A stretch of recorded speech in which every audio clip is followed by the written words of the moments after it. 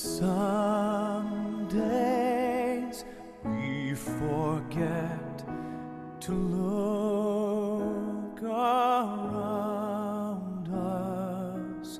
Some days we can't see the joy that surrounds us. So caught up inside ourselves, we take when we should give. So for tonight we pray for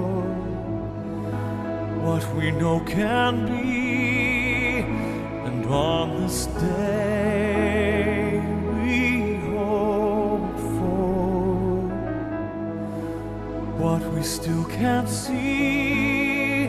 It's up to us to be the change, and even though we all can still do more, there's so much to be thankful for.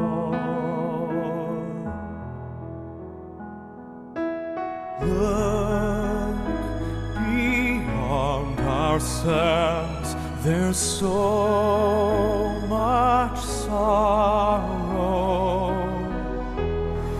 It's way too late to say I'll cry tomorrow. Each of us must find our truth. We're so long overdue. So for tonight we pray for what we know can be, and every day we hope for what we still can't see. It's up to us to be the change, and even though we all can still do more, there's so much to be thankful for. Even with our differences, there is a place we're all connected. Each of us can find each other's love.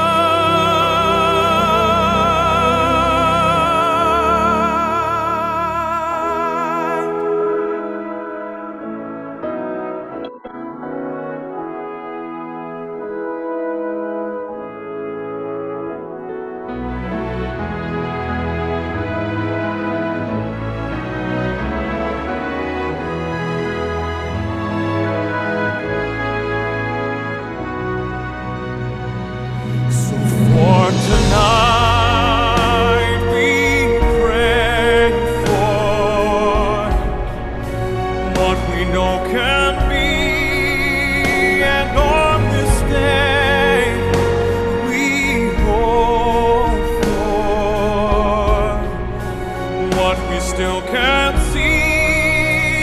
It's up to us to be the change, and this world needs so much more.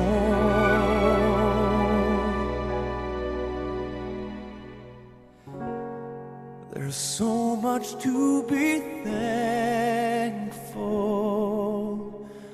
for.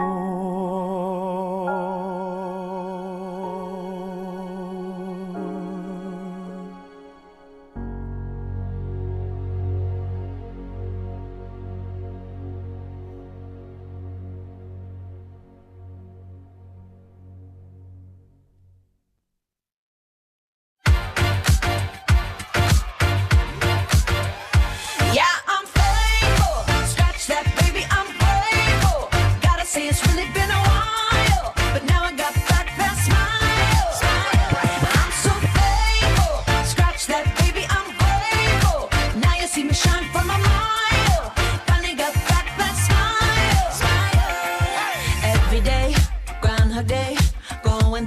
Emotions felt so fake. Not myself, not my best. Felt like I failed the test.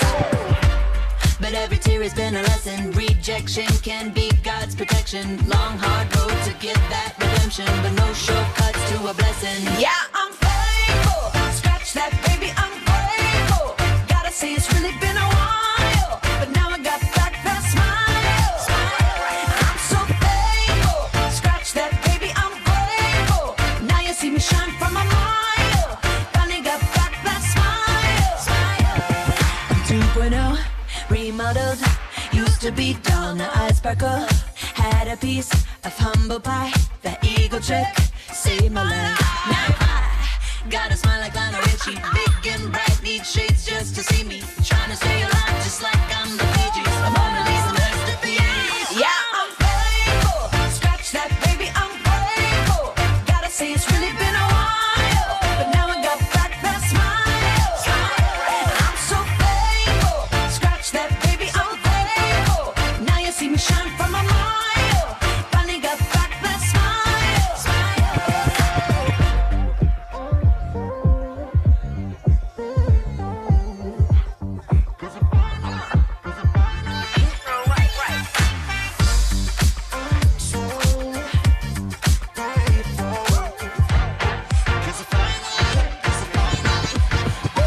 Yeah, I'm thankful.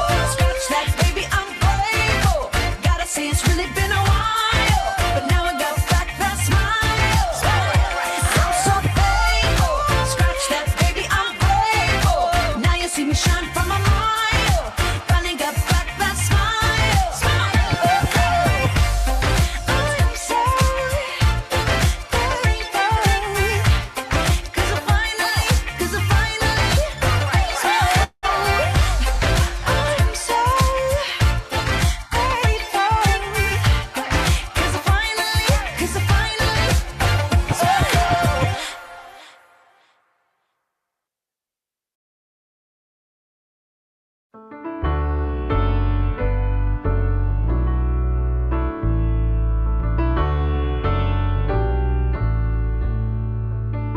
Familiar highways, lined with leaves turn brown, making my way back into my hometown.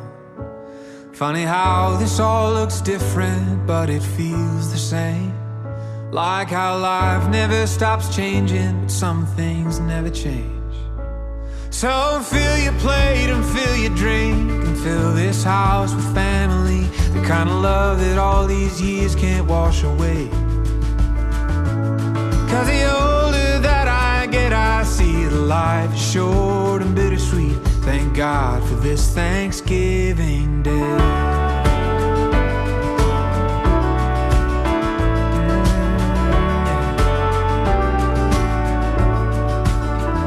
Watching football, watching families grow, the old kids' table all have kids of their own.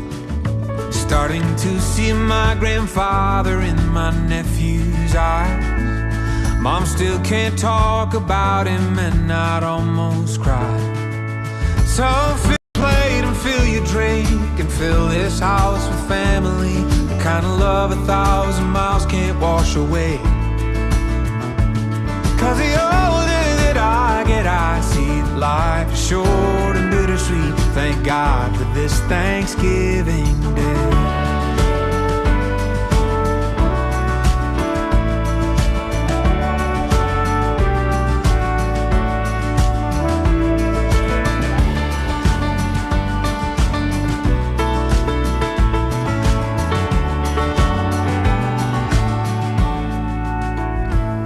So fill your plate and fill your drink, put your dishes in the kitchen sink and let the leftover year just wash away. 'Cause we made it through, I do believe, the longest year in history. Thank God that it's Thanksgiving Day.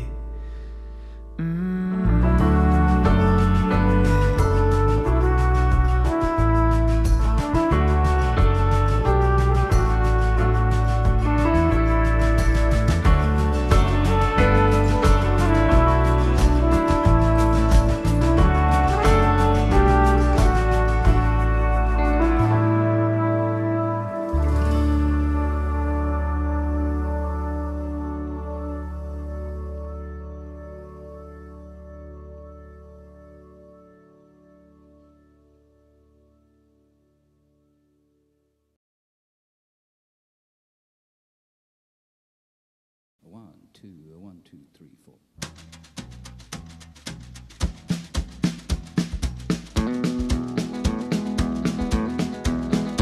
On the road again, just can't wait to get on the road again. The life I love is making music with my friends, and I can't wait to get on the road again. On the road again, going places that I've never been, seeing things that I may never see again. And I can't wait to get on the road again. On the road again, like a band of gypsies, we go down the highway. We're the best of friends, insisting that the world keep turning our way. And our way is on the road again. I just can't wait to get on the road again. The life I love is making music with my friends, and I can't wait to get on the road again.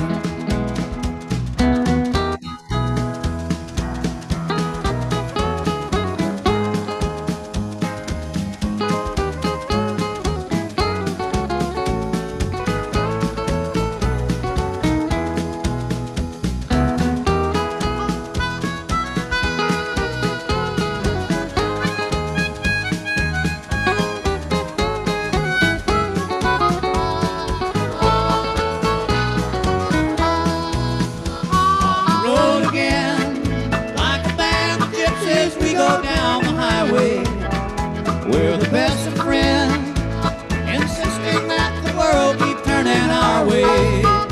And our way is on the road again. Just can't wait to get on the road again. The life I love is making music with my friends, and I can't wait to get on the road again. And I can't wait to get on the road again.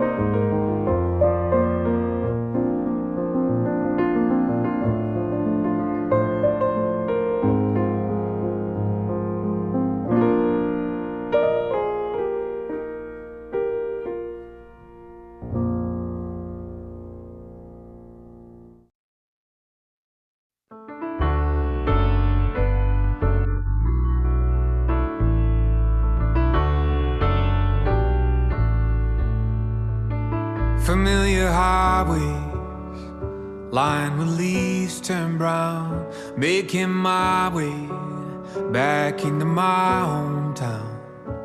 Funny how this all looks different, but it feels the same. Like how life never stops changing, but some things never change. So fill your plate and fill your drink, and fill this house with family, the kind of love that all these years can't wash away. Cause the older that I get, I see that life is short and bittersweet. Thank God for this Thanksgiving Day.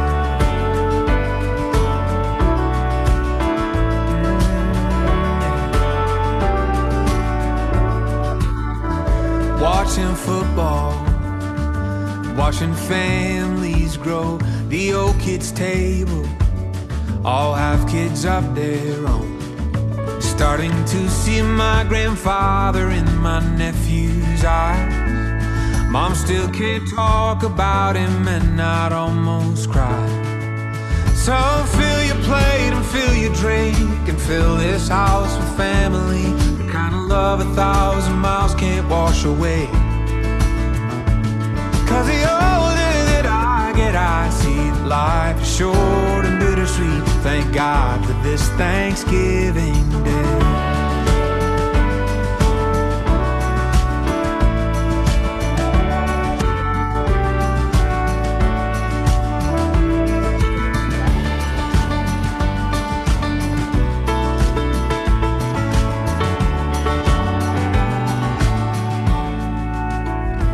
So fill your plate and fill your drink, put your dishes in the kitchen sink, and let the leftover year just wash away.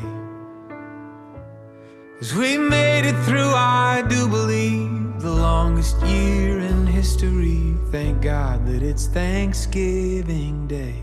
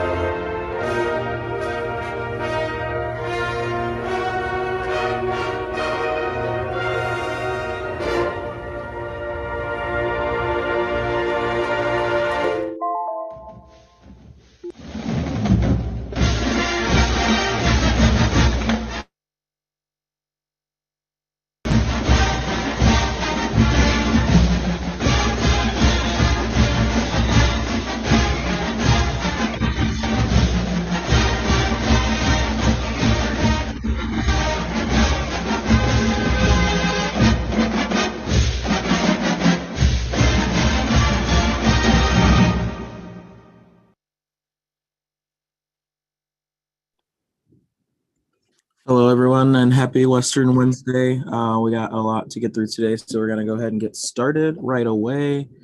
Give me just a second. I'll pull up the agenda. How's everybody doing today? Get some thumbs up.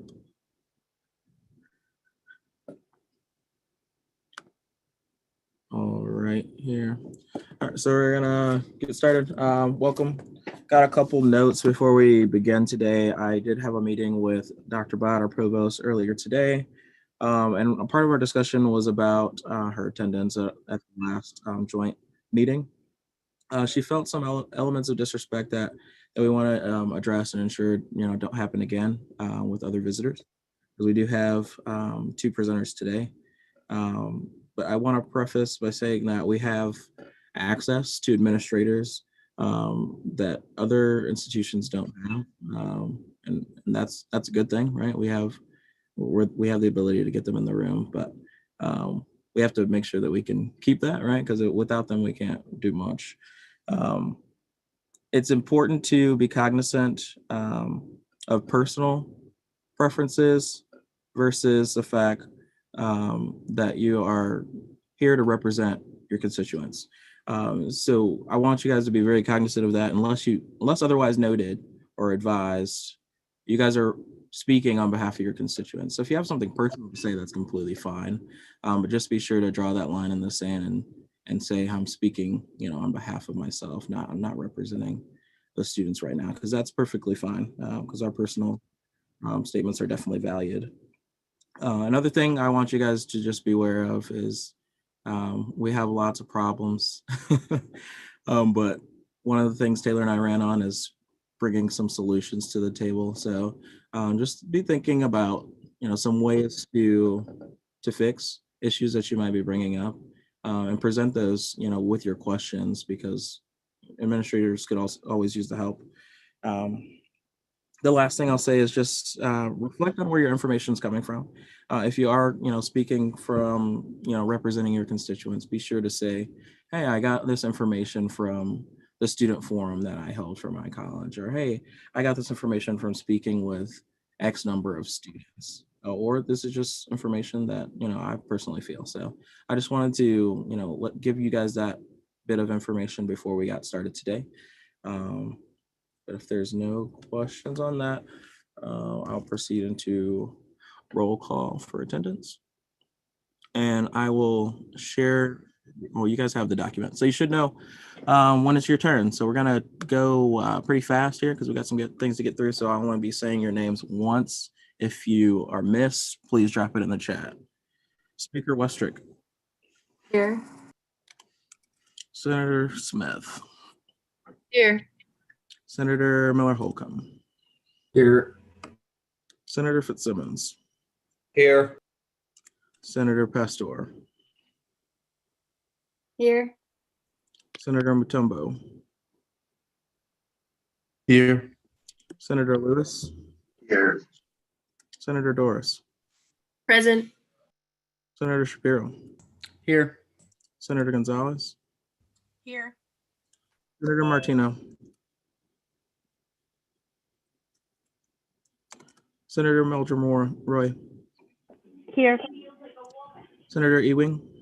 Here. Senator Sanchez. Here. Senator Taylor. Here.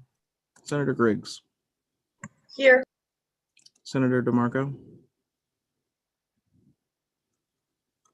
Senator Timming. Present. Senator Chetri. Present. Senator Byrne. Here. Senator Rowan. Senator McCray. Speaker Fortune. Secretary Krozik. Here. Representative Bonifer. Here. Representative Ramos. Here. Representative Ariola. Here. Representative Pudell.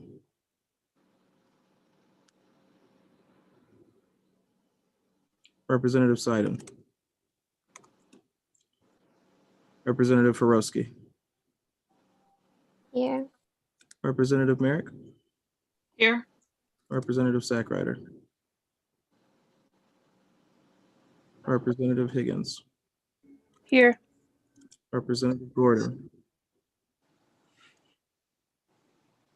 Representative Klein, Here. Representative Kevin, Here. Representative Garnell, Here. Representative Bose, Representative Seahorn, Representative Simsick, Representative Winger,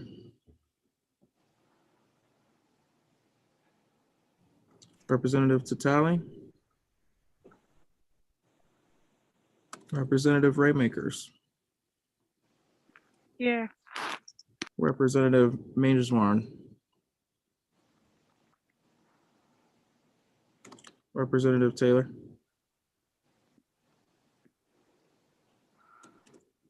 Representative Gowan, Here. Representative Robinson,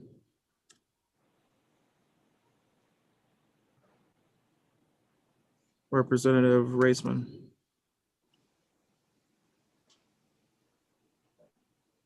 Representative Garrison, Here. Representative Majid, Yeah. Representative Bisa,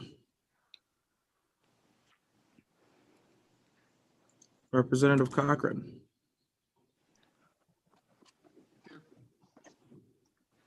Representative Heffron, Here. Representative Smith, Like where the thing is. Representative Hagel, Here. Representative Engstman, Representative Nechich, Here. Representative Rogers,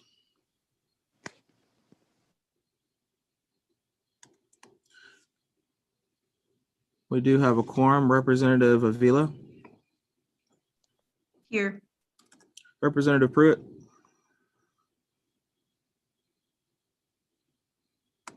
Representative Dobbs, Representative Holzberger, Here. Representative Jackson,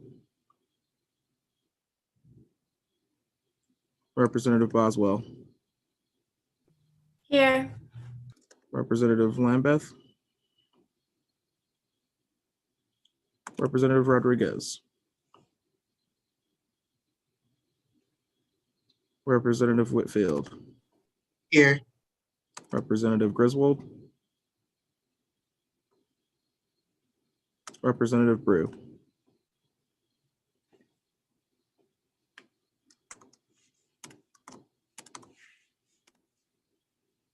We are over quorum by 4 people, so please stick around.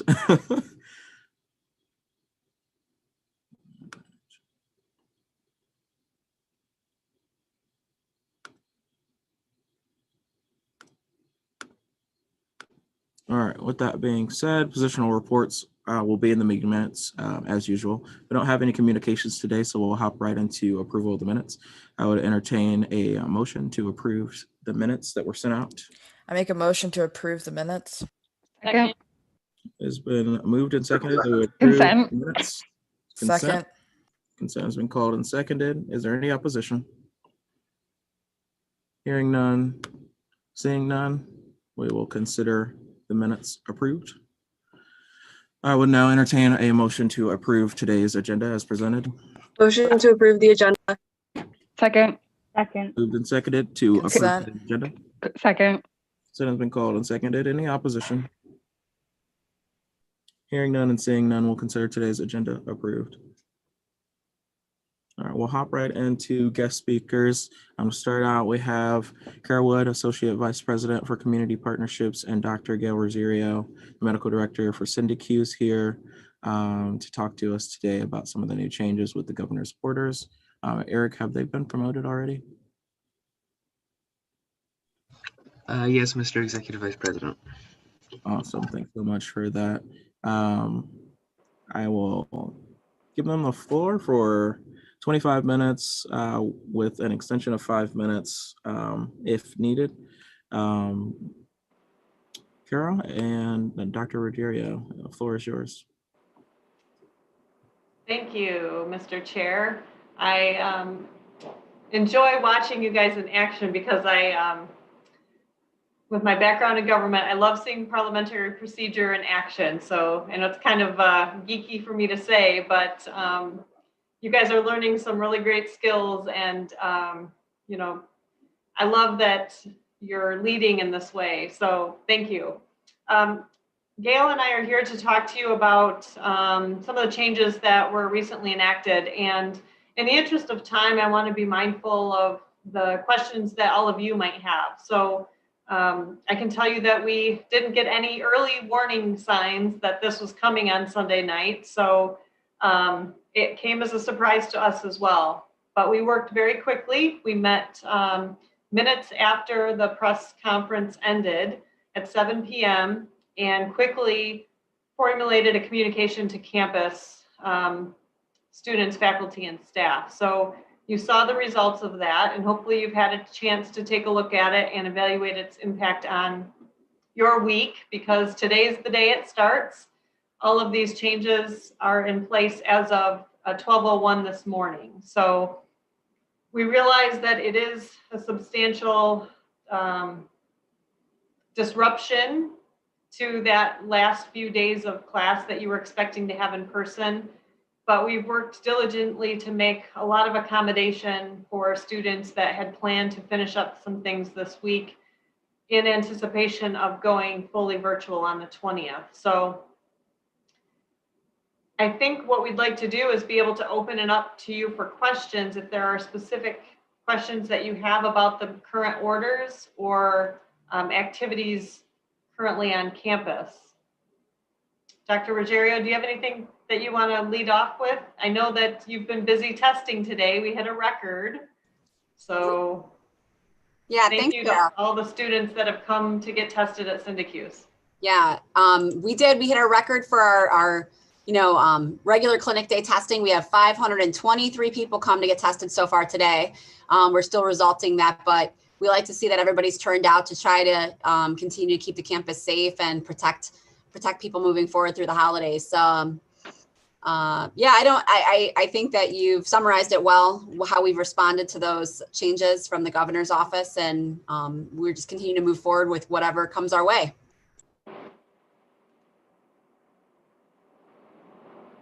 So if you have questions, feel free to put them in the chat, or I don't know if you guys, I think we can raise hands and yeah, be go glad ahead to and address just, any questions or concerns that you have with the order. yeah, just drop your name in the chat and I'll start a speakers list. But whoever wants to go first can go ahead and just start talking. Thank you both so much for being here, Kara and Dr. Ruggiero. I'm curious, and this might be more for you, Dr. Ruggiero, in terms of looking forward to the spring semester. We know that we're going to be virtual for the rest of the fall semester, but what level of concern do you have in terms of bringing students back, from Texas, from Florida, from all states throughout the United States, because we don't necessarily know what the situation is going to look like, and what kind of timeline do you anticipate for making the decision in terms of being in person or virtual for the spring semester? Yeah, that's a hard thing to answer. I think that we have a lot of good things in our corner. We have testing in our corner. We have a pretty robust, comprehensive health and safety plan that we've implemented on, many different levels in terms of the instruction that we've offered in person, the cleaning that we've been doing on campus, those sorts of things. But it's really going to be a collaborative effort of reviewing, what the current issues are out there, what the positivity rates are, and working with our local community health department on what's the best route in terms of safely providing education. And I don't have a specific timeline. It's really kind of a rolling thing.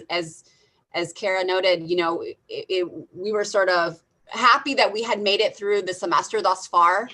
We saw that things were starting to increase, and we were pleased that we were able to get students to respond to, the increased risk in the community in terms of coming to get tested. And we really are proud of the contact tracing that we've done and pride ourselves on doing that within the 24 hours that, the same day that people are coming to get tested, because we know that the health department's been so overwhelmed, they're not able to keep up with that. But that's something that we want to make sure that we're providing that kind of education and resource to our university community. But we live in a greater cosmos, right? So it's not just us alone. We provide what we can to our community and try to be good partners with them, but we have to also understand that we're all together on moving forward.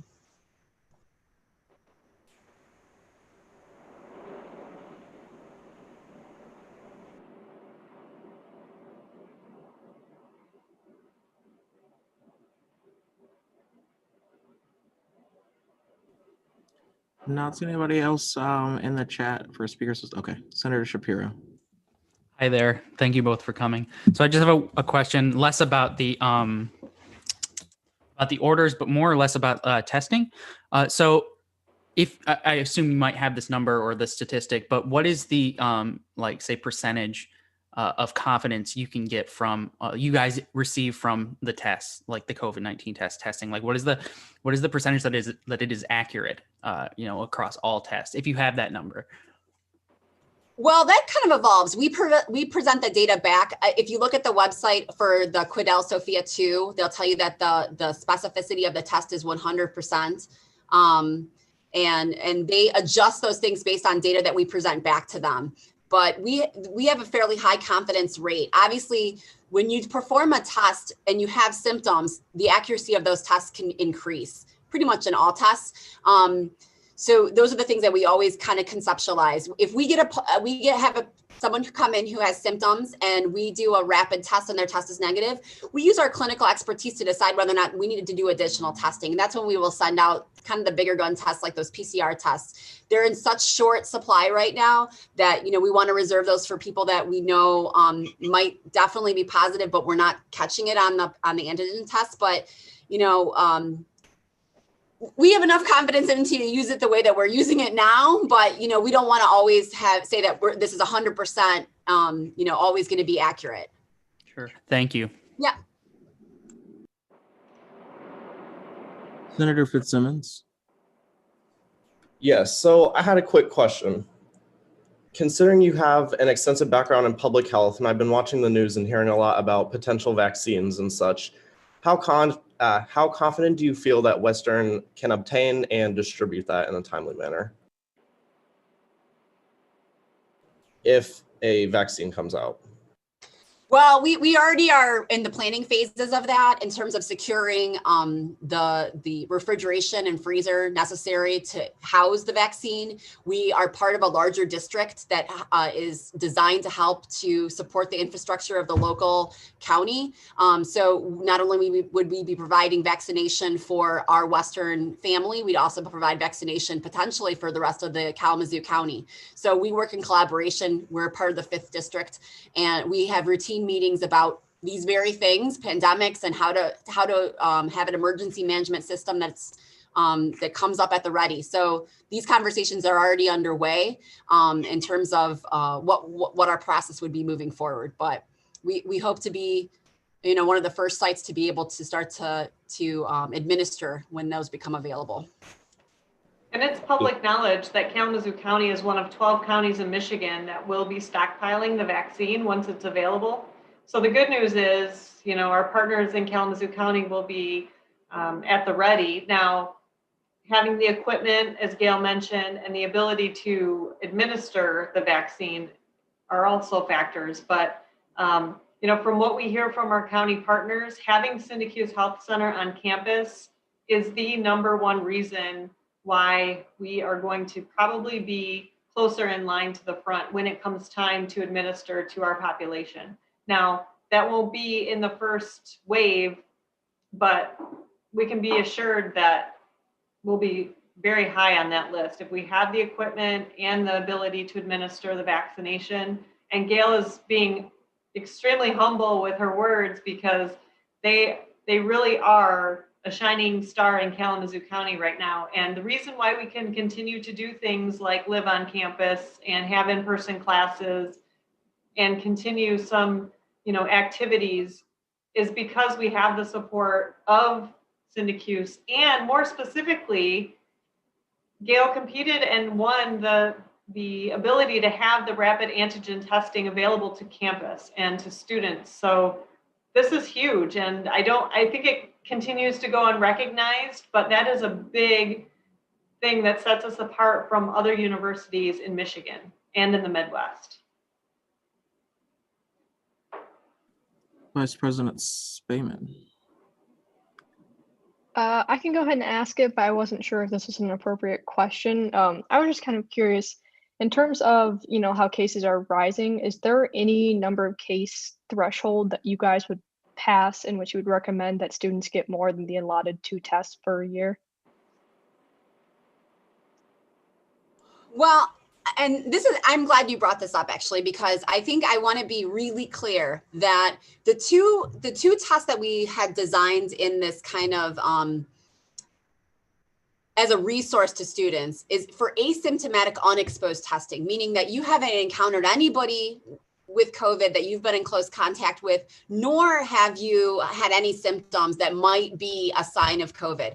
We have agreed since the start to do unlimited until all the pennies run out in our piggy bank to test people who have symptoms or exposure to COVID, because those individuals are the people that can potentially spread COVID to others that are of the most grave concern. And so we have tested multiple people multiple times that may have had exposures or symptoms that we think are consistent with COVID. So the two tests is just for those asymptomatic unexposed, like, I'm kind of concerned, I've been in this situation or this situation, and I'd like to get tested, but I don't know that I've been a close contact of anyone in particular.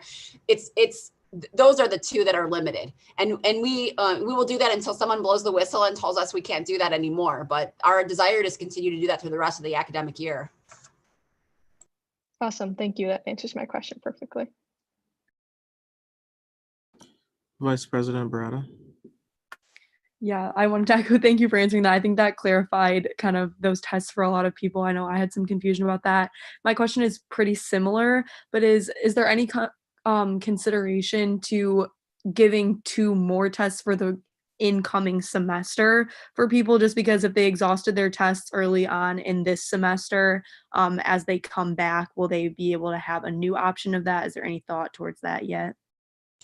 We haven't said that per se. We've done, we've looked at certain populations of students to see people who have used their tests. There's not, let's say that there's a large fraction of students that still have not used their 2 allotted tests. I don't know if it's because they're saving it for a special occasion or something like that. But, we haven't seen it where we go forth and say, oh my goodness, I'm really concerned that students don't have this in their toolbox if they're feeling concerned about their safety to go forth and get this test.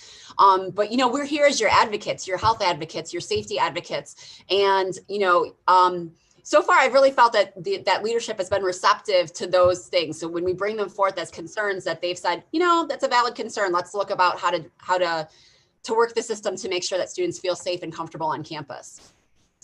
Great, thank you so much. All right, I'm not seeing anybody else in the chat. Senator Gonzalez. Okay, well, thank you both for being here today. Just a quick question. So I know we have the COVID-19 dashboard where we're keeping the data of how many cases are out at the moment. Is that tool still going to be accessible when the semester is over? Like, will you guys still be testing students, and is that information going to be out there for us? I don't think there's any plans for that to be removed. And we will be testing students as long as we're open. There are populations of students that will need to be tested even on days where the clinic is closed as part of their programming. And we'll try to meet the needs of anybody that needs to be met. But we're actually only closed for 5 business days outside of Thanksgiving towards the end of the semester when we have, Christmas and New Year's holidays. But yeah, we will continue to test and post our results for the dashboard. Senator Ewing. Hi, so I was just wondering if there were any plans for like a second testing event when we come back from break, in regards to concerns of people bringing COVID back on campus.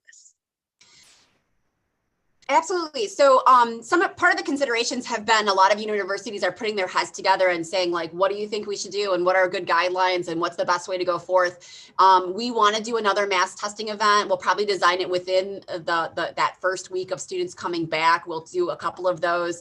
It's really important for people to kind of enhance the way that they are protecting themselves, really try to double down on your social distancing and mask wearing in those first 2 weeks, because if you've had an exposure, those symptoms can develop anywhere in those first 2 weeks that you come and return to campus, with your university family. So, but we want to offer that testing to make sure. So we will probably block out the same stuff that we've done here for Thanksgiving, do that again when you return in January. Thank you. Representative Garrison. Hello, I just got a quick question. When, around what time should students know if we're going to have classes online for the spring semester, and what is that timeline? When is the decision going to happen around, and when are the students going to get the final decision? So that kind of builds on Henry's question from earlier. And I think, as Gail mentioned, a lot could change between now and then. So hopefully this 3-week break will help bring positivity rates in Michigan and in Kalamazoo County down. And certainly we hope to see the same on campus. So, it's hard to tell, but hopefully no later than 2 weeks before the semester begins. All right, thank you. And quite honestly, we'll tell you as soon as we know. And, as you saw over the weekend, it can happen at any time. Senator Doris. I was curious if you have any other methods of doing the test other than nasal, and then also do you do antibody tests as well, or just the detection of COVID when it's there? So there are other tests. There's saliva tests. They don't always have the same sensitivity and specificity that our tests have. They're also a little bit more expensive than the tests that we have right now. So we haven't found a lot of great deals out there to be passing along to our fellow community members. So we've stuck with this just because of the sensitivity and specificity, the ease of access. We now know that we used to have to do a nasopharyngeal swab, which is like pretty deep down there if anybody's had it. But now we are able to do a mid-terminate swab, which is a little bit more comfortable. I wouldn't say it's pleasant, but it's better than it was. And so we've kind of done that. We do have send out antibody tests. Those get sent out to Bronson for processing. They're about $75 or so. They're not usually covered by insurance. They really try to get people to do that who may have been positive and they want to see if they have antibodies to be a convalescent plasma donor. But some people want to know, potentially I was positive in the past and I want to know. We like to combine it with some sort of a accurate in the moment test, because we don't know that the antibody test doesn't differentiate between, if anybody studied immunology, the antibodies that are developed in the acute phase of an illness and the antibodies that develop, after you've actually developed antibodies of resistance towards treating. So we try to couple it with another test so we can have a more accurate assessment, but it is available. And if you come in and want to do that, they will certainly discuss that with you. Thank you.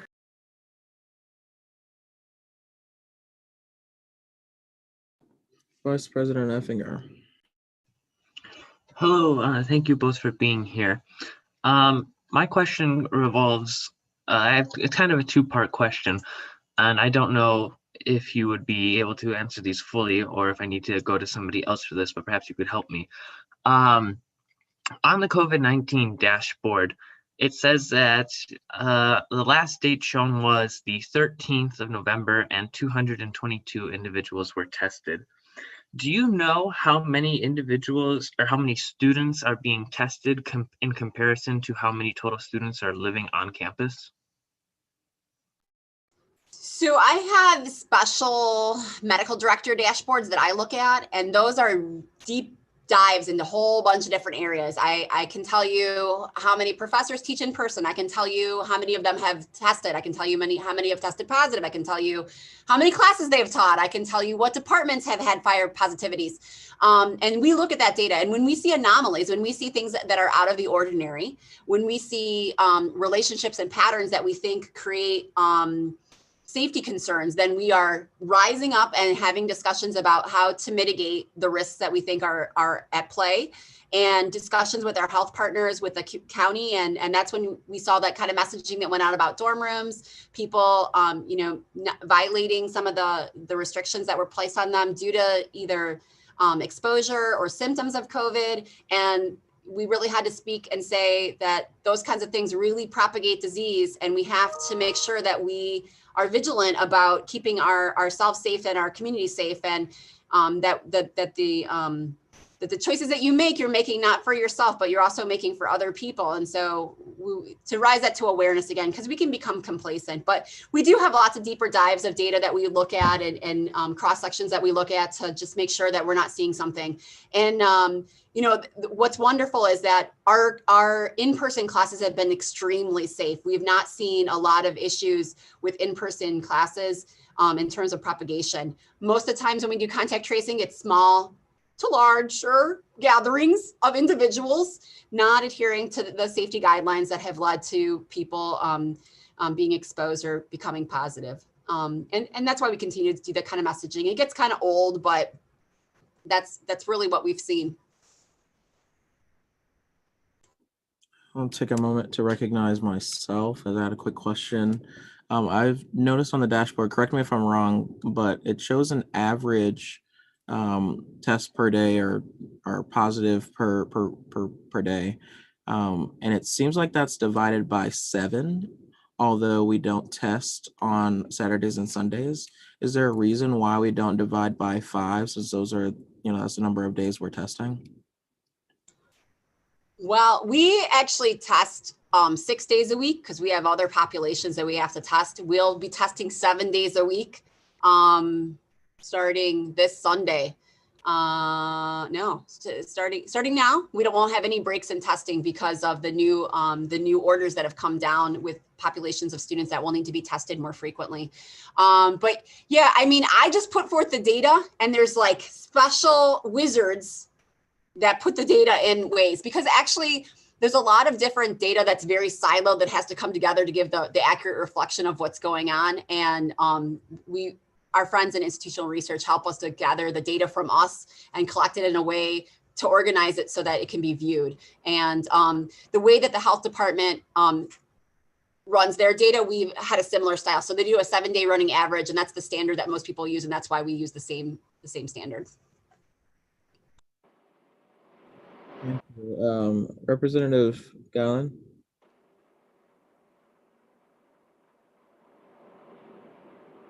They threw their question in the chat. I didn't know if they could speak, but I'll just read it out loud.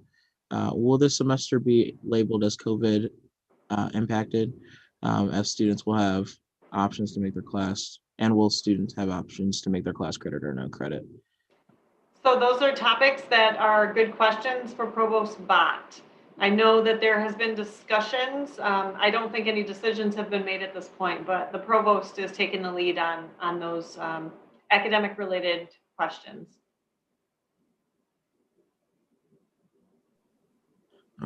Eric threw a 2-minute warning. Senator Dorsett threw you on a secondary list. Senator Lewis first. Thank you. I have a cool question. So I know that some universities kind of do like random testing, random testing. I was wondering, what are Western's thoughts on that, and why haven't we kind of like implemented doing something of the sort or something similar to that? We have considered this pretty much in every avenue. We've considered it among the providers at the health center. We've considered it with the health department. Well, what you really have to think about is, what are you going to do with that data, and what kind of connections do you make, and how do you use that data moving forward? We have a pretty we're lucky to have an opportunity to have testing at the availability that we do. And we offer the testing to anybody that wants to come and get tested. So we allow people the opportunity to test at their own pleasure. And so when we're discussing doing, 10% testing of the population of students or whatever, we also know that we can't infringe on people's rights to not get tested. So there's a lot of considerations. And when you dive into deeper some of the stuff behind other universities doing that, you realize they do it, but then they have to let people out that don't want to be tested. And it's not as perfect, right? It's just like when you call people to ask them who they're voting for, there's only certain people that answer the phone. So they know that that's not really random testing because it's the people that are agreeing to answer the phone that you're actually getting results from. It's similar with testing. Like it's not as random as we'd like it to believe to be because we can't make people be tested that don't want to be tested. So we just encourage people, if they have any desire to come and get tested, then come and reach out to us that we want to help make sure that you get tested if you feel concerns. I don't know if Kara has anything else to say. Kara, your thoughts on this? No, I think you're absolutely right. And I don't have anything to add. All right, thank you so much for that. Time has expired, so we'll throw a vote up if we want to continue discussion for 5 minutes. There are 2 people on the speakers list.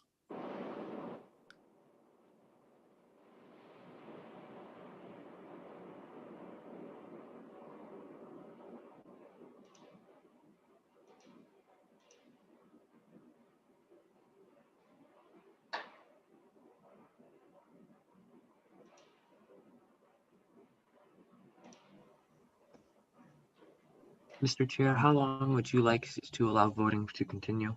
Yeah, I was going to cut it at 30 seconds. I forget we both can. As we continue with the speakers list.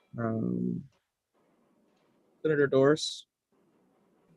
I'm not sure if this is something that you have the power to have effect on or encourage, but I'm a resident in the dorms, and the way that COVID cases get communicated was by a post on the front door, which I did not notice until like 3 days after. And I'm a student that does have in-person classes.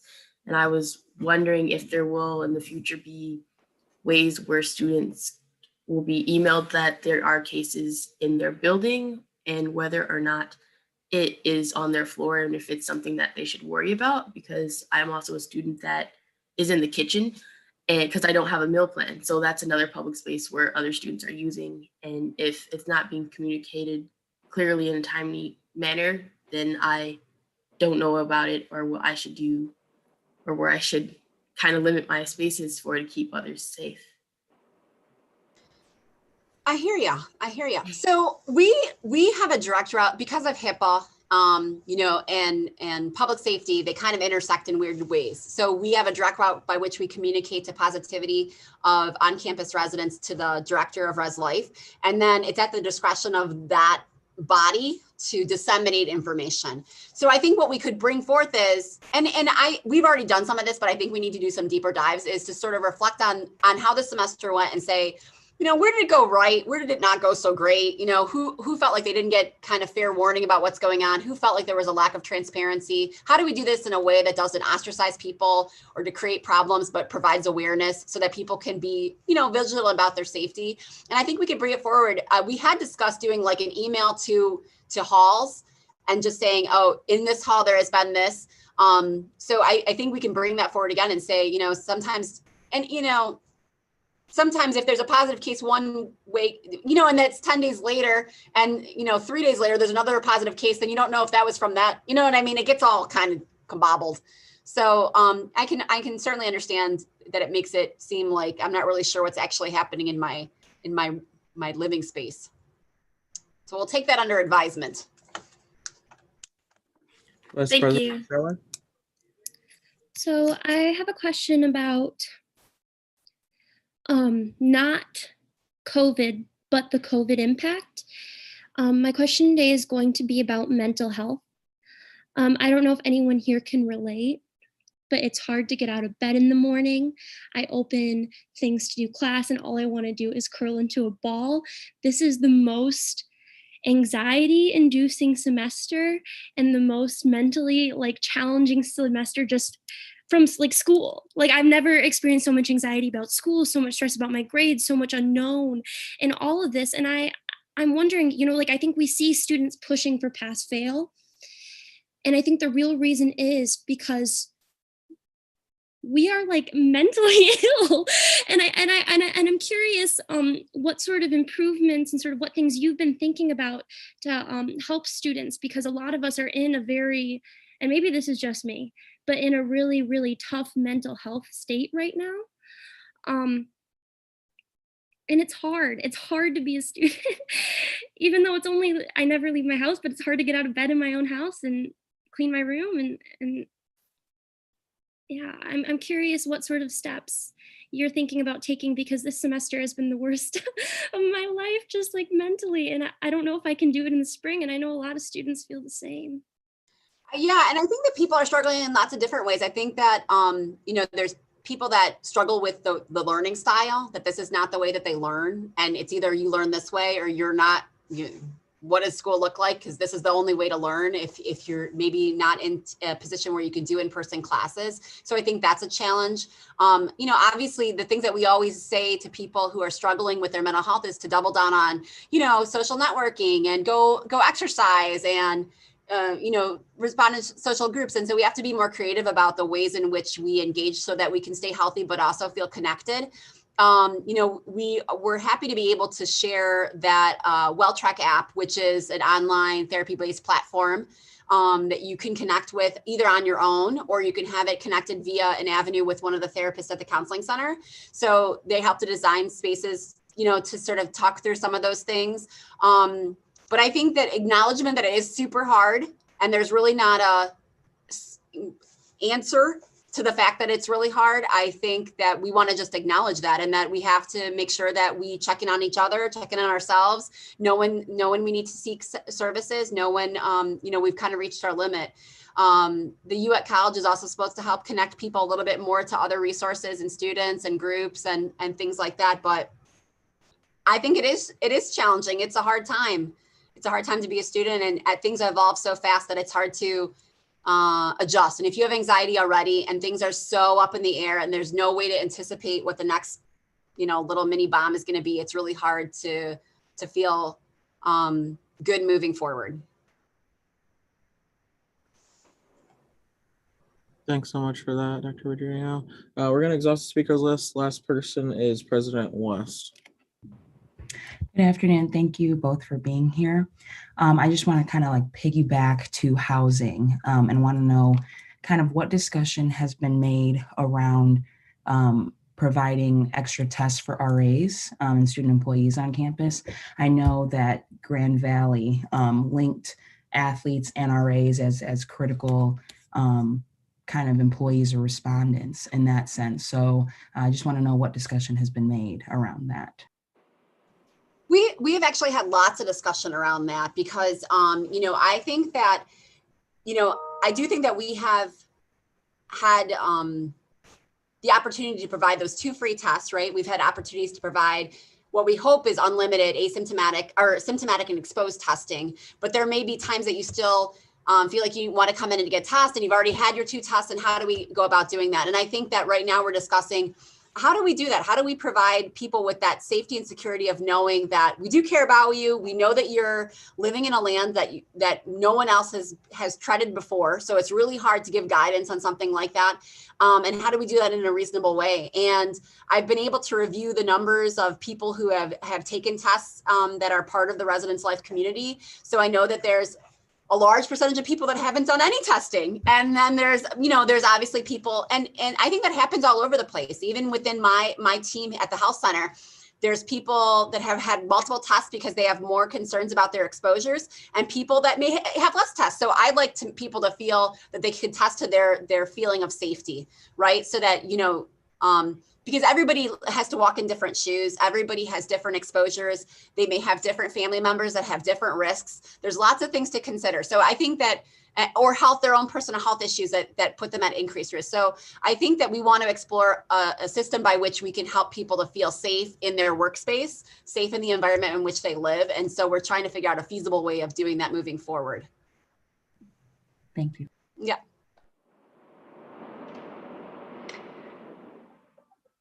Kara, were you gonna say something? Yep, Mr. Chair, I just wanted to add one more thing before we go. Thank you for this time. We certainly appreciate the opportunity to engage with our student leadership. You guys have had a tough semester, and we thank you for hanging in there with us. I do want to think more strategically with you about how we can gather what worked for you this semester and what didn't work. And if you can help us, summarize that in a way that could be useful to the COVID team, I think we would certainly value that.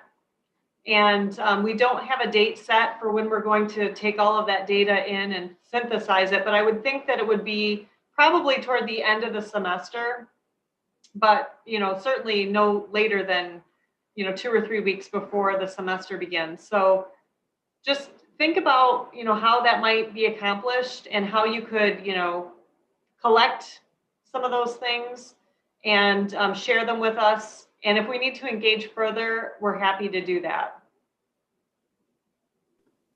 I want to second that. I think that we learn, we all live in our own spaces and we have our own experiences and perceptions, and that we can't necessarily sit where you're sitting in terms of your vantage point of what you see as working and not working. But I think some collaboration and sort of reviewing those things, and maybe us working through what our thought process was, you thinking about what your thought process was, I think we can land somewhere that hopefully we all feel comfortable, being here at our university together. Absolutely. No, I just want to thank you both again, and maybe we can send out some type of survey to gauge what people are thinking. But I appreciate you taking the time and being here today and answering all our questions. Thank you for all you do for the university. You're welcome. Thank you.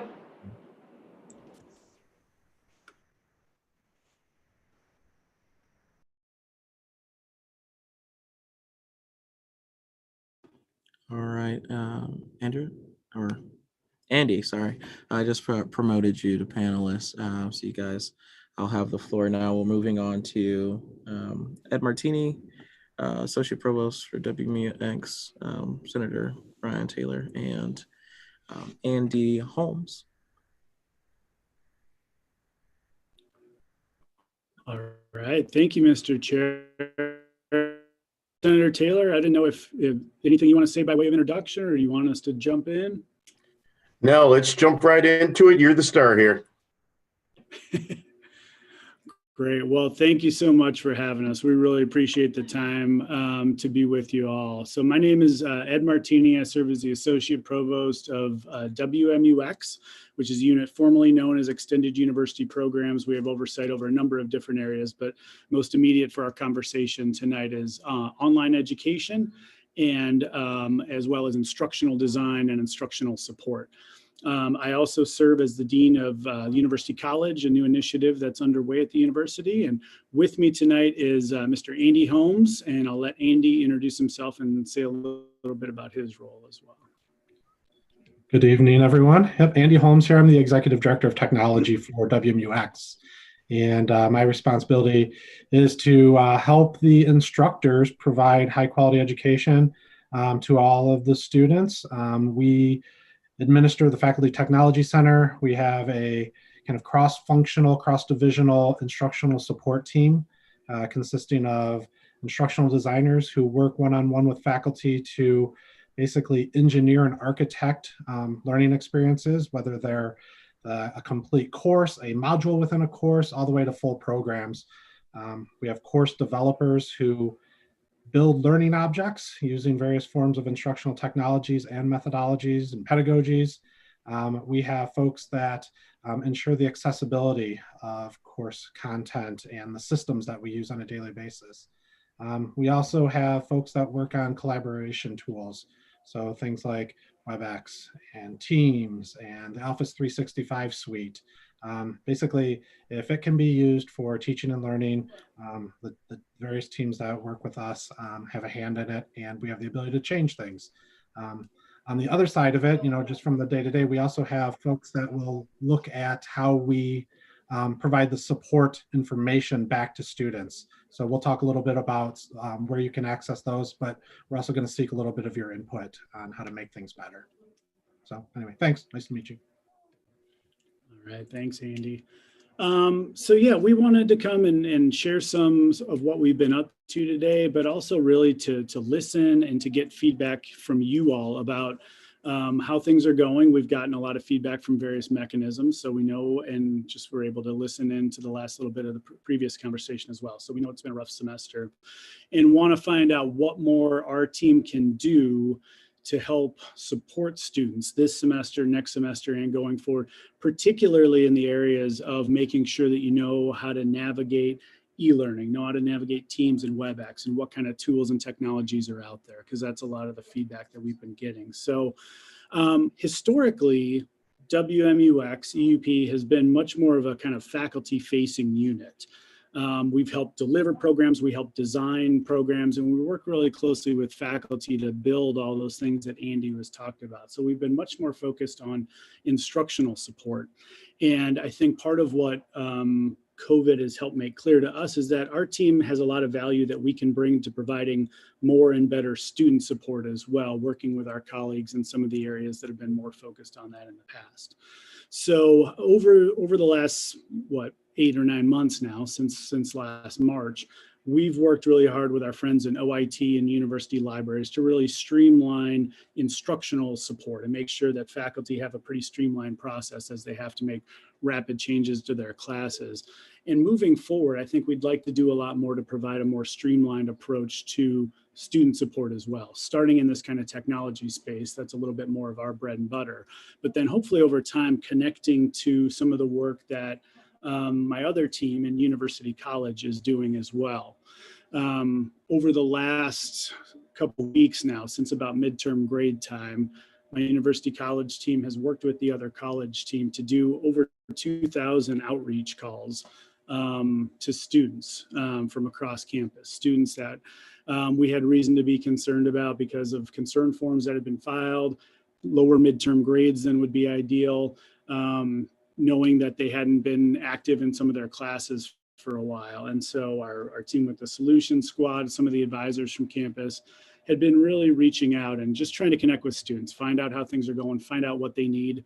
Left a lot of voicemails, didn't get necessarily a lot of calls back, but when they did connect with students, we're also hearing that they appreciated the call. Most of them said they were doing okay and there wasn't necessarily something specific they were looking for, but we were also to connect we were able to connect a lot of folks with financial aid, with the Solution Squad, with some of the IT help desk and some of the other supports we've got for e-learning. And so that's continued to inform our approach to how we can better support students. When Senator Brian Taylor reached out earlier this year, it was really exciting. I've been in administration for the better part of the last, 10 years of my run here at Western. And I think it's the first time where I've ever had that dedicated outreach from a WSA senator. So appreciate that and really appreciate all the proactive outreach that WSA has been doing this semester. And I think it's given us a lot of opportunity to figure out how we can better collaborate with you. So among the things that I talked about with Senator Green that day is some of the modules that we had begun to think about putting together based on all this feedback that was funneling back to our unit from students. So some of the same stuff that we had done over the years for faculty, we were being asked to put those together for students. So with that in mind, I'm going to turn it back over to Andy and let him talk about some of those things that we put together and how you can all access those. And then hopefully that'll lead us into a conversation about what else do you think you are here? What are you hearing from your constituents? How else can what other kind of modules can we build to better support students? And then maybe how our team can work with WSA going forward to make sure that students are aware of these resources and help kind of promote them collaboratively. All right, thank you. So yeah, when we made the initial pivot to online or remote back in March, we set up a couple kind of continuity focused websites with tips and tricks, very brief videos and how-tos to access the different systems that were going to be used, because we knew that not everybody was familiar with them and how to use them. And those were kind of scattered throughout different departmental websites. And one thing that we learned very quickly is that bringing those all into one place was going to be advantageous for all. So I don't know how many of you are familiar with Help Hub. It's a relatively new knowledge base or system that we've deployed. And I'm going to drop the link in chat here if I can. all panelists and attendees. There you go. So that's the English version. And what you're going to notice here is that's categorized by role within the institution. We have students, instructors, employees as our top categories. But what we're looking to do is, within the student area, is provide articles that are focused specifically on what you all are looking for at any point in time. This is a relatively new tool. We're still in the process of curating some of these resources that aren't used as frequently into one place. But what you'll find here are, as you dig through or search, you're going to find things like, how do I use breakout rooms in WebEx? Or how can I do that in Teams? What's the quickest path to find my grades in e-learning? How should I anticipate my instructor has configured my course in e-learning? And what's the navigation structure look like? So this is something that it's got an artificial intelligence kind of engine behind the scenes that it's constantly learning what people are looking for and trying to prioritize the results based on that. But one question we want to put out there after you've kind of poked around or, based on your questions today, we're looking for those pieces that are absent. What do you hear, or what do you believe we need to focus on in terms of content in the form of either step-by-step, very brief articles, or even screencasts or videos that we can push into the system so that you all can access. So I just want to make you all aware that that is one of the tools that's available. Let's see here. We are also in the process right now of exposing some channels within MediaSite. So you probably have used MediaSite for one thing or another, but it's basically our internal video broadcasting system. It's the kind of the internal YouTube to WMU. And I know some instructors like to put videos on YouTube or Vimeo, but within MediaSite, we're now standing up channels, they're called. So think of them like playlists, where we can curate different topics into one area and make them available through simple links. You can click here, how do I best use my time in a remote format? How do I, what are some tips and tricks to maybe focus more on learning and, less distractions, and then, be able to move on with what we need to do on a daily basis. So I'll pop, that isn't going to work in this chat link because we have to go through proxy, but I'll send it out to your leadership here and make sure that it's shared with the constituents. So those are a couple of things just to get the conversation cooking.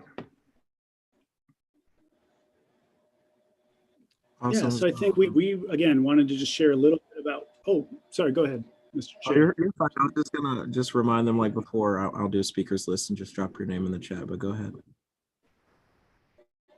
No, I was just going to say we just really wanted to give you a little bit of an update on what we're up to and really hear more from you about what else you think would be helpful, what else is needed, and then hopefully we can talk a little bit about how we can work together to make sure these resources are widely available to students going forward. Absolutely. Vice President Theory. Thank you both for being here. Really appreciate the time to ask the questions. I think my concern that I've heard from a lot of students is the product that we are getting isn't good enough. It's not up to par with what we've had in the past. And that makes sense. It doesn't, a rapid pivot to virtual should probably take time, but I have heard some concerns about it being drastically different than how it was before. And I think I can speak to a few instances of people having their e-learning site set up in a way that is so confusing and so unmanageable that it appears that the professor would have been unable to adequately present e-learning even if they were in person. So it appears that, this change is not actually the driving factor of, why things, are hectic in some cases. I think, what I'm looking for and what I've heard from people, that I've talked to is students need grace and professors need grace, right? We're all going through this crazy, terrible, difficult time. And that's something that I think is really mutually understood. I think when we get into some of the nuances about what that grace looks like, that's where there's some disagreement. And we voiced our concerns to the provost about, we'd like to see, credit, no credit, other kind of accommodations be made to students, just like, they were made to professors in terms of providing more resources or more training in this summer. And, if we can't have that specific grace, or if we can't come to an agreement about, the particular kind of grace that we can see, then there needs to be really, in my opinion, hardline accountability. If a professor is not presenting information in a way that's accessible to students, there needs to be a way for students to voice that concern to someone that can make a change. Because I feel really uncomfortable to email my professor and say, hey, like, your e-learning makes no sense. Like, can you, like, I don't feel good to be in that position. So maybe you can provide some guidance or feedback that you've heard from the provost's office about what kind of grace, we could potentially have and see going forward, and, what accountability measures might be able to be put in place for both the students and the professors. Sure. No, it's a great question and very well stated as well. I think, as in terms of the topics that have been discussed, and I know are still under discussion, and I heard a little bit of some of what you talked about with Gail and Kara as well. And I'm happy to follow up with the provost after we speak this evening. But, the three, I think, big buckets that I've heard talked about are the credit, no credit, the COVID impacted semester on transcripts, and extending the withdrawal deadline, because there's a big role for the Senate to play in that. I think some of those, my own take, this is just Associate Provost Martini talking, but my own take is that I think credit, no credit's going to be a little bit of a heavier lift than the other two. I think there's a little more challenge associated with those ones, but I do think, I would be surprised if we don't get some movement, certainly on the transcripts and hopefully on the withdrawal deadline as well. But I think they're all reasonable requests. There are some challenges that go along with switching to credit, no credit, but assure you that those concerns have been well received in Provost's office, are certainly well aware of those, and the provost is actively in conversation with Faculty Senate about those things. And then the flip side, though, I think is also really well taken, which is, first of all, coming at it from a point of grace. We know that you all and your fellow students are hurting, and that it's been a really tough semester on a number of different fronts.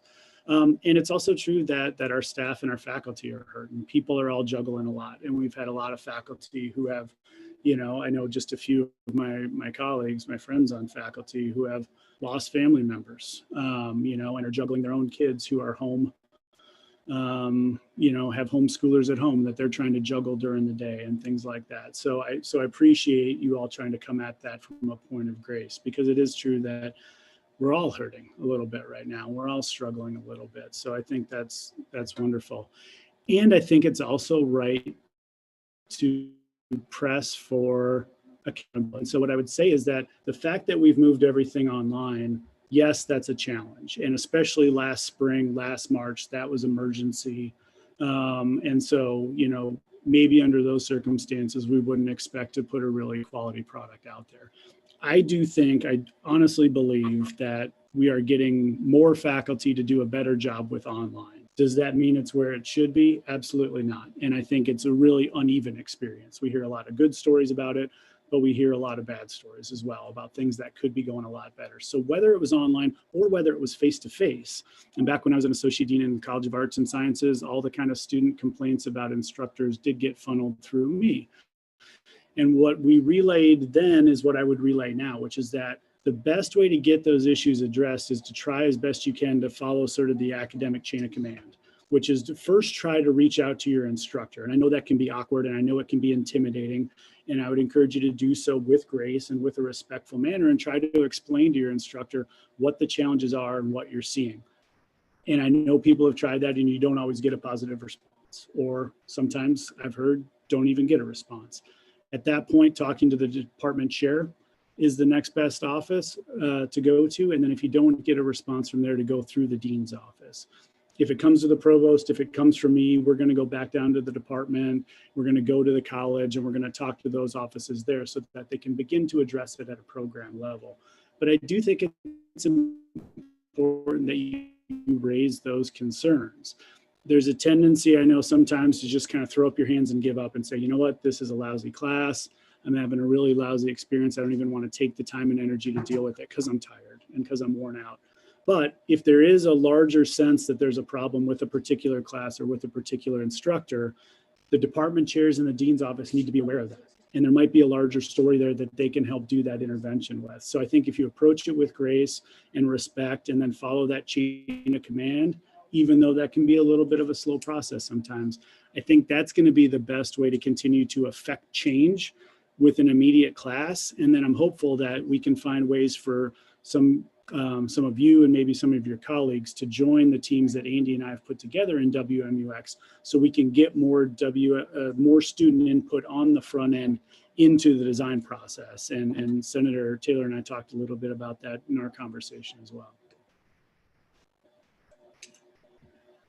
Senator Thank Taylor. you. I appreciate that answer. You're welcome.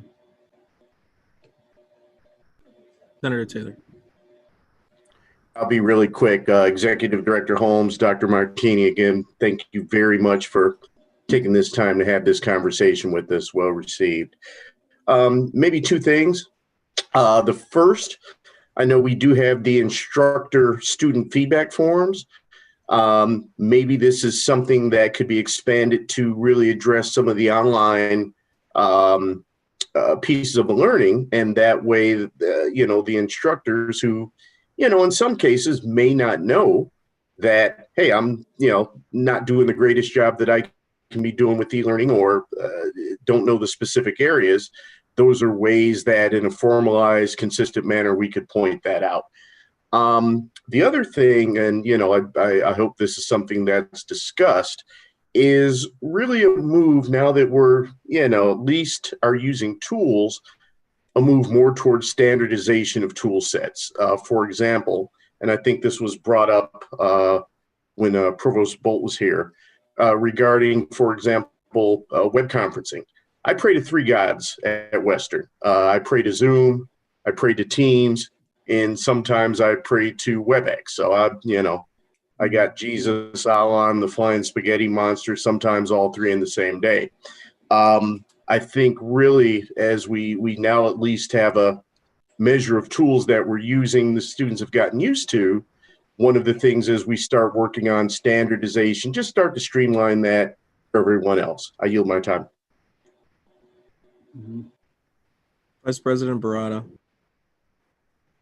So this is kind of two-parted. One part is kind of a suggestion, and the other part is, I guess, something I would ask to be pushed for. So some of my professors made the effort this semester to record class for students who couldn't physically be in class. So like for those in-person, those hybrid options, which I was really, really grateful to professors who did that. So I would ask to push more professors to do that with in-person classes, just because I know for me, I'm immunocompromised. There's some classes where the precautions just didn't feel like they were being taken, and I felt unsafe going to that class. So knowing that there would be a recorded option was a good safety net for me, and I'm sure for students who actually got sick, it was good to know that they weren't going to miss all their classes. But with that point, my professor, who really went out of her way to make this happen, struggled so much with figuring out how to do that.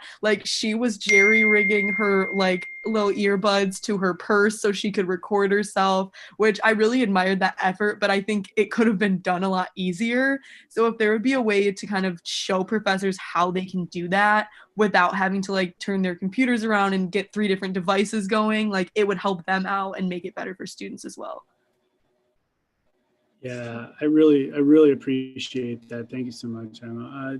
So we've heard that, and that is a tough lift, obviously, for the faculty with the equipment we've got. But one of the things our unit is investing in as we speak, and we'll have a couple more of these in place for the spring semester, are more classrooms, and we're spreading these out across all the colleges that are equipped to do exactly that. They're going to be like those high flex classrooms that will allow for the facilitation of recording. And I'll let Andy say a little bit more about what that'll look like. We don't need to go into too much detail, but we are working on it.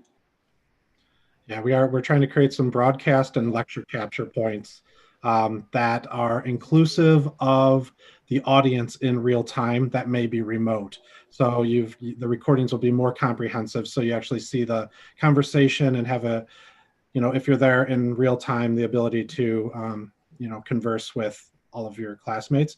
The other thing that we're doing right now too is putting together some videos to help train instructors how to create makeshift recording studios at home, so they're not dangling earbuds off of a clothes hanger in front of a all that stuff. So yeah, we're showing people that you have the ability at with very low budget or everyday items to create some videos that are a little bit more of a high quality experience. So yeah, that's happening as well. That's great. Thank you so much. You're welcome. Next, we have Representative Majors-Warren.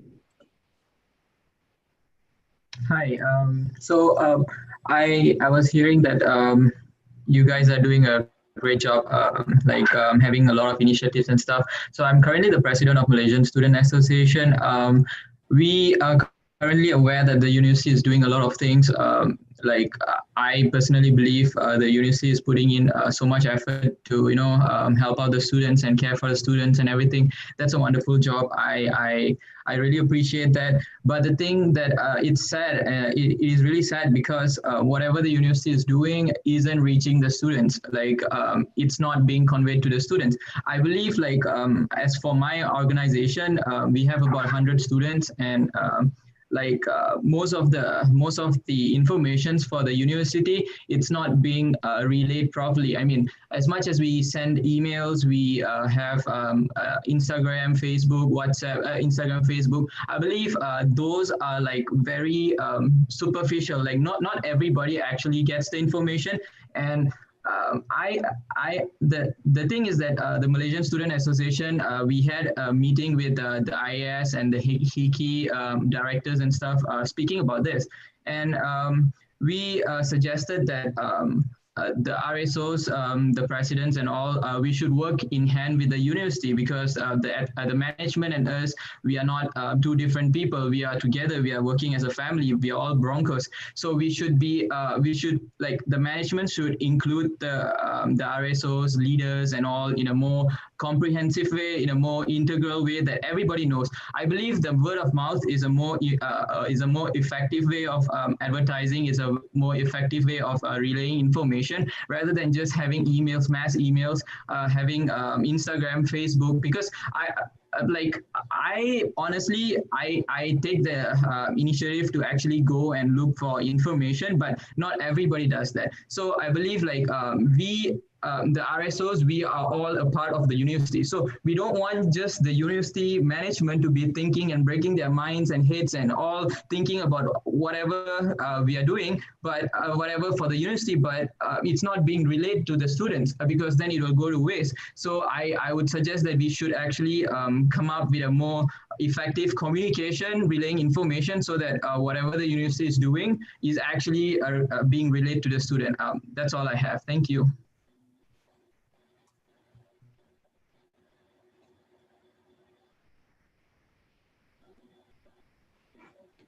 Go ahead and you can go ahead and respond. Oh, Thank you. yeah. Oh, sorry. Go ahead. Oh, you can respond if you have a response. I was just going to say, I really appreciate it. And that is a challenge. Honestly, we have the same challenge with faculty about how best to communicate out to them and on what channels they're going to see and receive the information. They get a lot of emails too. So, my hope would be, again, going forward, that as we get more input from you all on content, how best we can, what other modules do you want to see? What other kinds of support do you want to see for students? Also help us with that piece too, how best we can communicate and get the word out to students, including just how better to generate word of mouth. Thanks so much for that. As Vice President Effinger said, our time has expired, but we'll entertain a vote. It was for 5 minutes, but I will modify that to exhaust the speakers list. There's about 5 people left instead of the 5 people. So Eric, if you want to go ahead and send a vote. Thank you.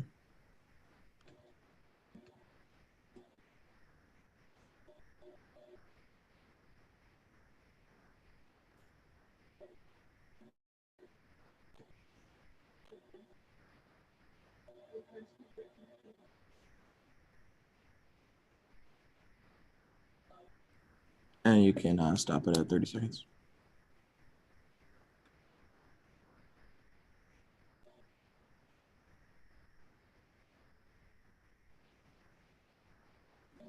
Thank you so much for that. Voted 34 to 30, 34 to 6 in favor.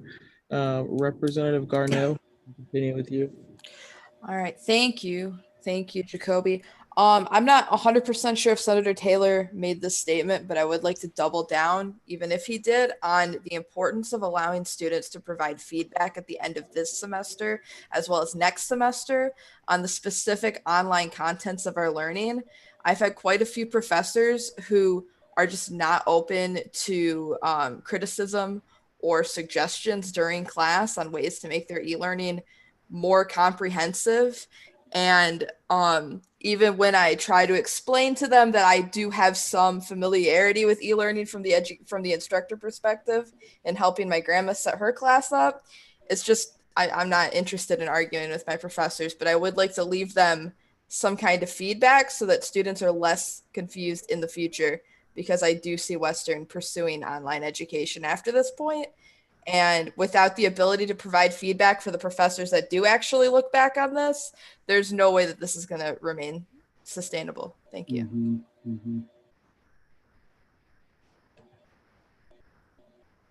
If I may, so I'd like to extend an invitation to anyone and everyone here to join. Maybe every couple of weeks, the larger instructional support team meets. And this is about, I'd say, roughly 50 people that are all involved with those functions and services that I mentioned when I was introducing myself. I would love to have representation from this group participate in those meetings on a monthly basis. And as we're producing these videos that are going to be directed at faculty, for you to be part of those videos, to lend your perspective, the things that work well, because I think it'll help drive the point home for what we're all trying to accomplish together. Yeah, 100%. We would love that. Yeah, that sounds good. Please send me that information, and I'll make sure it echoed to everybody that's here. Senator Shapiro. Hi. So I have just a couple things here. So the first one is Associate Provost Martini. You mentioned earlier there are more challenges with offering the credit no credit option than the other options. I'd like, for the sake of transparency, could you explain to me what those challenges are? Yeah, the two of them. One is that it's just a more involved process. To go through that, it creates some challenges with our advisors, our academic advisors, and help lining up students what they're going to do in the future going forward. There's also potential implications for financial aid, and I think that's the biggest implication, is that depending on how the credit no credit goes forward for an individual student, it could potentially put at risk their satisfactory academic progress, and that could put at risk their financial aid. So again, that's not a deal breaker. Neither one of those is a deal breaker, and the process one in particular. But I do think it's important to fully understand the implications of financial aid, and that there could be, a downside to doing that. That's the biggest one, because the worst thing that could happen is we get students who are feeling a sense of relief at the credit no credit, but then it interrupts their ability to access financial aid and student loans. So I think that's the overarching concern, in particularly for the provost. And I know that's one of the things she's working through with Faculty Senate and with the Office of Financial Aid as well. Okay, thank you for that. I appreciate it. My second thing is I have just a tiny concern about going through the chain of command, as you spoke earlier, simply because so my co-senator and I, for the College of Engineering and Applied Sciences, we've had our student forum and got decent results. And a big concern amongst our students was, one, teachers apparently, they're human, they have egos, like everyone else. Everyone's got pride to some extent. There are teachers who have been a little aggressive towards students because they have brought their concerns to them about their teaching style, because more than likely, no matter how you bring it to the teacher will take it as an attack, or as a inferior talking to a superior. And that, of course, isn't all. That was just a concern a couple students had. It was reoccurring. Another thing we had is one teacher in particular, and I'm very much willing to slip you his name privately, had decided that for the back third of the semester, he was not going to teach. So assuming we have about 14, how many weeks is this? About 14. So just a little over 4 weeks of the semester, this teacher was not planning to teach. So in the weeks prior, he's, according to this student, planning to, and has been accelerating the learning process. And the reason I say bring that up in particular is how would that student go of even beginning that conversation with that teacher who apparently set in stone not to teach at the end. And so it's these issues, I think, with the bottom of the chain of command. And of course, you said to go higher, and I'd love to go higher sometimes. A lot of these students would, but always wanting to start at the bottom of that chain of command is, that's what we want to do. And a lot of teachers, it just seems kind of scary for students. Like it's just uncomfortable, especially with this one who was accelerating his teaching and not planning on teaching in the back third of the semester. Yeah, no, I really appreciate that. And I think it's absolutely fair. And I saw a couple comments to this effect as well, is that it can be really scary, right? Not just intimidating or anything to go talk to your faculty member, but you're afraid that there could be repercussions, right, too. And so I think if you do have that fear, it's also okay to, skip over that step and go, whether it's to the department chair or to the dean's office. Most of the time they're going to ask you, well, did you talk to the faculty member about it? And I think at that point you could explain and just say, I really didn't feel comfortable doing that. But especially in some of these cases that you're talking about where, Senator Shapiro, where, we're just not going to teach for the last month of class. Like, that's just unacceptable. We got a lot of concerns early in the semester where for the first month of class, it was an asynchronous class and it was just on autopilot. There might have been some material there, but there was no interaction. There was no structure. There was no communication. We heard a lot of those complaints about that as well. So the deans want to have that information and the deans need to do interventions to that. So I did put my email in the chat. If you're really feeling uncomfortable with that, you can send it my way. We can say that that's under the auspices of concerns about online education, which is my bailiwick. I try to stay in my lane with the other academic deans, but I am confident that the deans want to hear that information. So if you are uncomfortable and if your friends and colleagues are uncomfortable with the faculty member or the chair, it is okay to go right to the dean's office and explain that to them as well. Okay, thank you. Thank you, Senator Shapiro. Senator Ewing. Hi, so my feedback that I have is I've heard this from a bunch of students that they all just kind of express the same thing, the same feeling of just being completely overwhelmed by the course load and having due dates all throughout the week, and then also having due dates on the weekend, making school feel like it's 24/7 and there's no break. I know that there's a class that has a quiz every Sunday night, and obviously if you, there's no way to get all of your homework done before the weekend and just kind of relax over the weekend if there's a quiz every weekend. Is there any way that I guess my feedback would be just to kind of encourage professors to maybe give us a break on the weekend. I don't know how to say it to not sound like that, but just kind of encourage the professors to have their due dates during when we would actually be in class, if it was in person. Yeah, it's a really good point.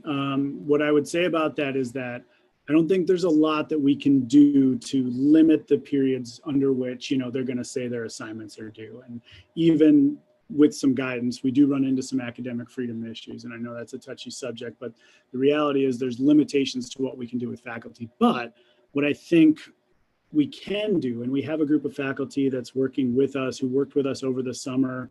So we had faculty talking to faculty about this. We had faculty who are really excellent, engaged online instructors, and they were working with their colleagues who were maybe new, maybe intimidated by e-learning, and maybe I honestly think part of what we've seen in some cases, and I don't have data on this, but I have anecdotal and I have a hunch that there are some faculty who feel that online is inherently inferior, right? And so they supplemented by adding additional assignments and additional readings to make it feel more rigorous. I think there was some of that went on. So what we've tried to do is just talk with them about, again, all the things you can do to rethink your class when it's in a different modality, and that what you did in the classroom, face-to-face or the seminar room, is different. This is a different mode of learning, and to help them understand, especially coming out of last spring, that you all are dealing with a lot right now, and that it feels like a lot, even if it's the same workload as it would be during a normal semester. It feels like that much more, right? You've got that weight on you. And so we've been talking to them about that. But that's honestly where, again, I think it's going to be more effective for them if we can think about some ways to make this happen, for them to hear directly from you. If they hear it from me, then it's like, oh, there's some jerk administrator who's telling me how to teach and I'm unionized faculty and I don't need that. That's going to be their response, right?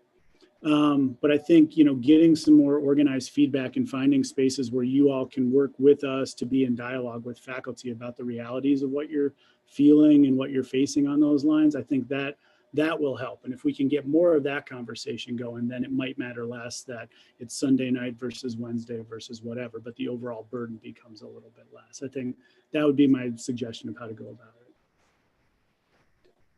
Thank you so much for that. Senator Doris, to round things out.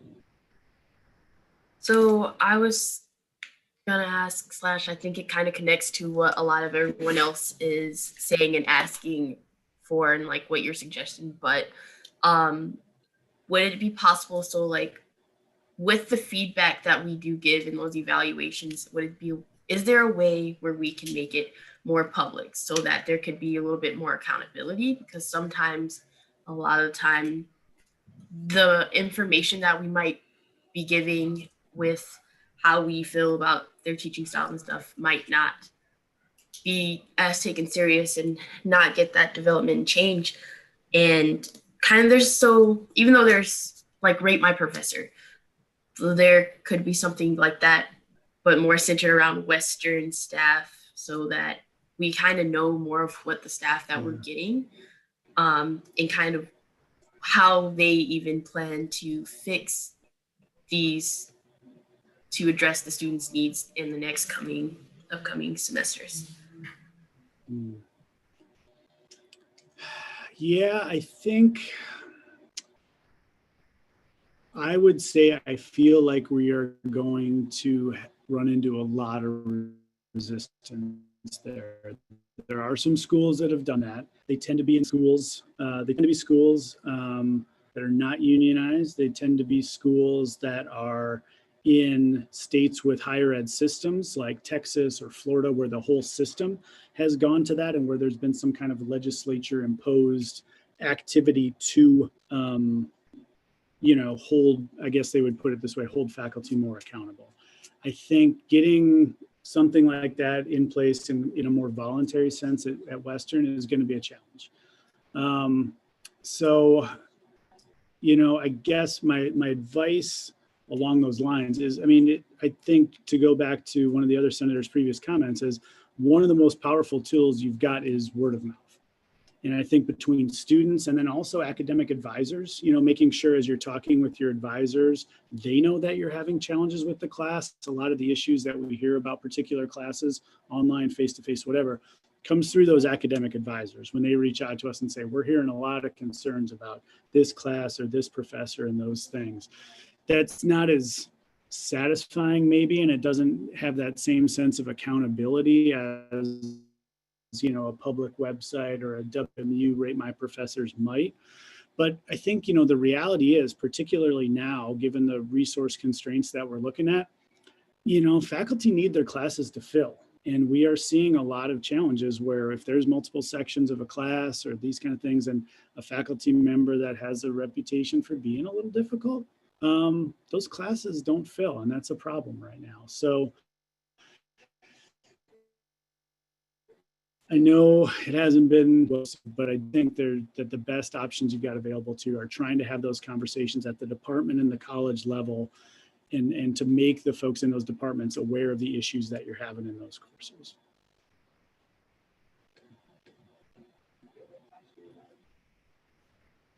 All right. Well, that was our last person on the speakers list. So just want to extend a thank you on behalf of all of us here at WSA for coming and presenting and listening to our questions and feedback. Please feel free to reach out again if it's something that you'd like to do in the future. We would be happy to, and Senator Taylor, maybe you and I can follow up as well. It sounds like there's some good opportunities for some engagement, and we'd be happy to come back anytime if there's a specific thing you all want to discuss. So thanks so much for having us tonight. We appreciate your time. Thank you so much.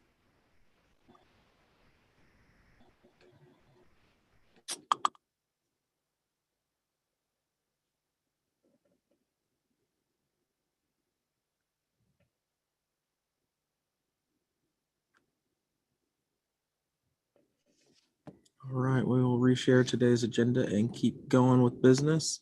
We're moving on to unfinished business, but before we do that, I'd like to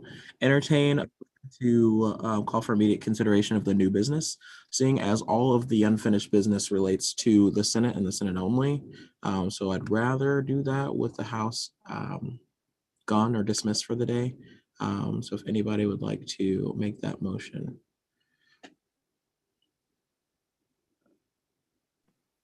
I so move. There a second? Consent. Second. All right, any opposition?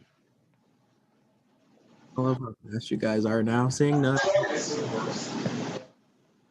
I'm sorry, was that opposition?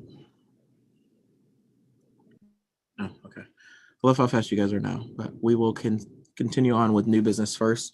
So we have a COVID-19 testing university bill. Vice President Effinger, if you want to go ahead and talk, and I'll pull that up. Thank you, Mr. Executive Vice President. So yes, I wrote this bill to try and improve the university's testing and information transparency for mainly the spring semester. After looking at what other universities have done, especially in my home state of Wisconsin, I feel that Western has been lacking in certain areas. They're even lacking behind U of M in some places. So this is kind of trying to bring Western more up to speed, in my opinion, with what other universities are doing and increase the amount of transparency that they have. And then also how to make campus safer.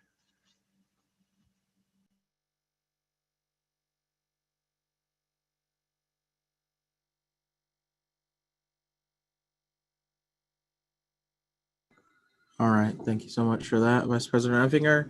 We'll open the floor up for a discussion period. We'll use the chat for a speakers list.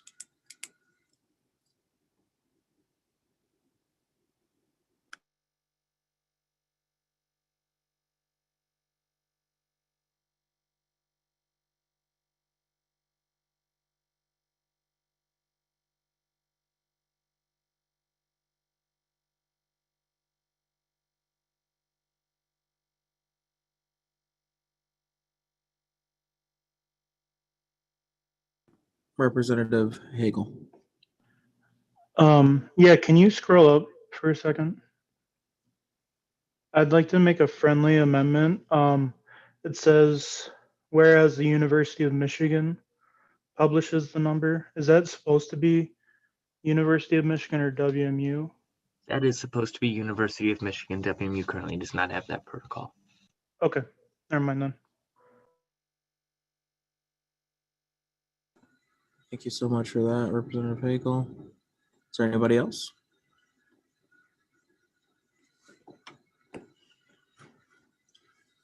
Just remember that this is discussion period, but you can ask questions. You can voice your support or opposition.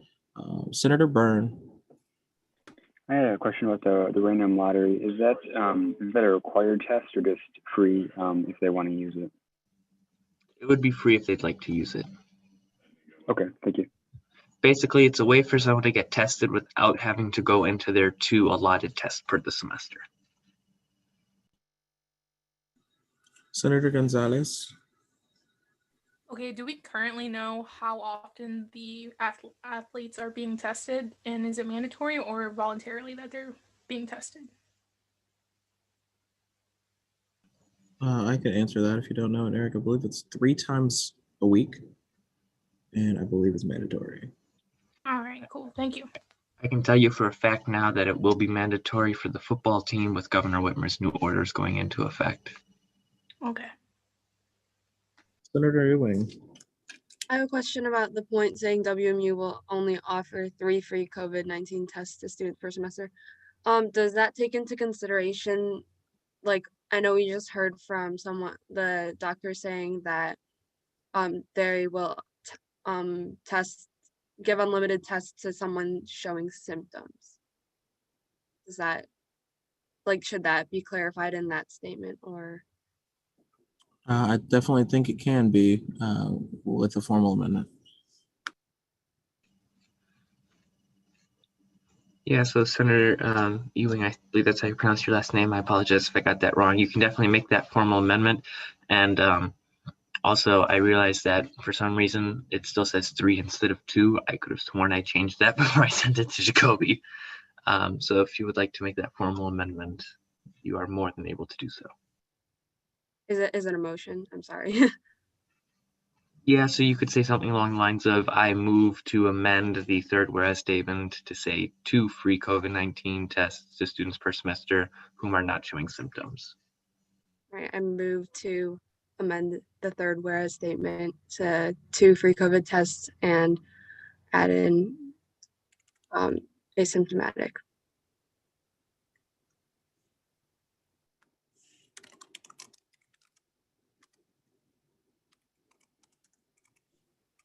Second.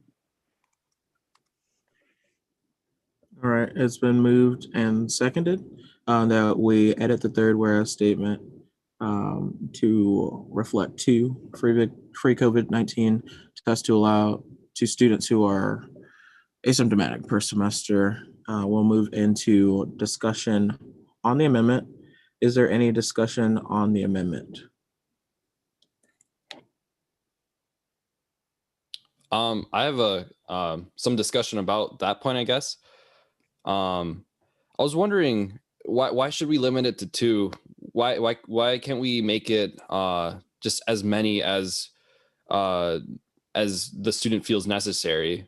Because the football team gets 2 to 4 times a week, right? And there's like at least 50 people in that football team. So 50 times 4, that's 200 tests a week, right? So why can't we offer that to the rest of the student body? Why should we only limit it to 2 per semester per student?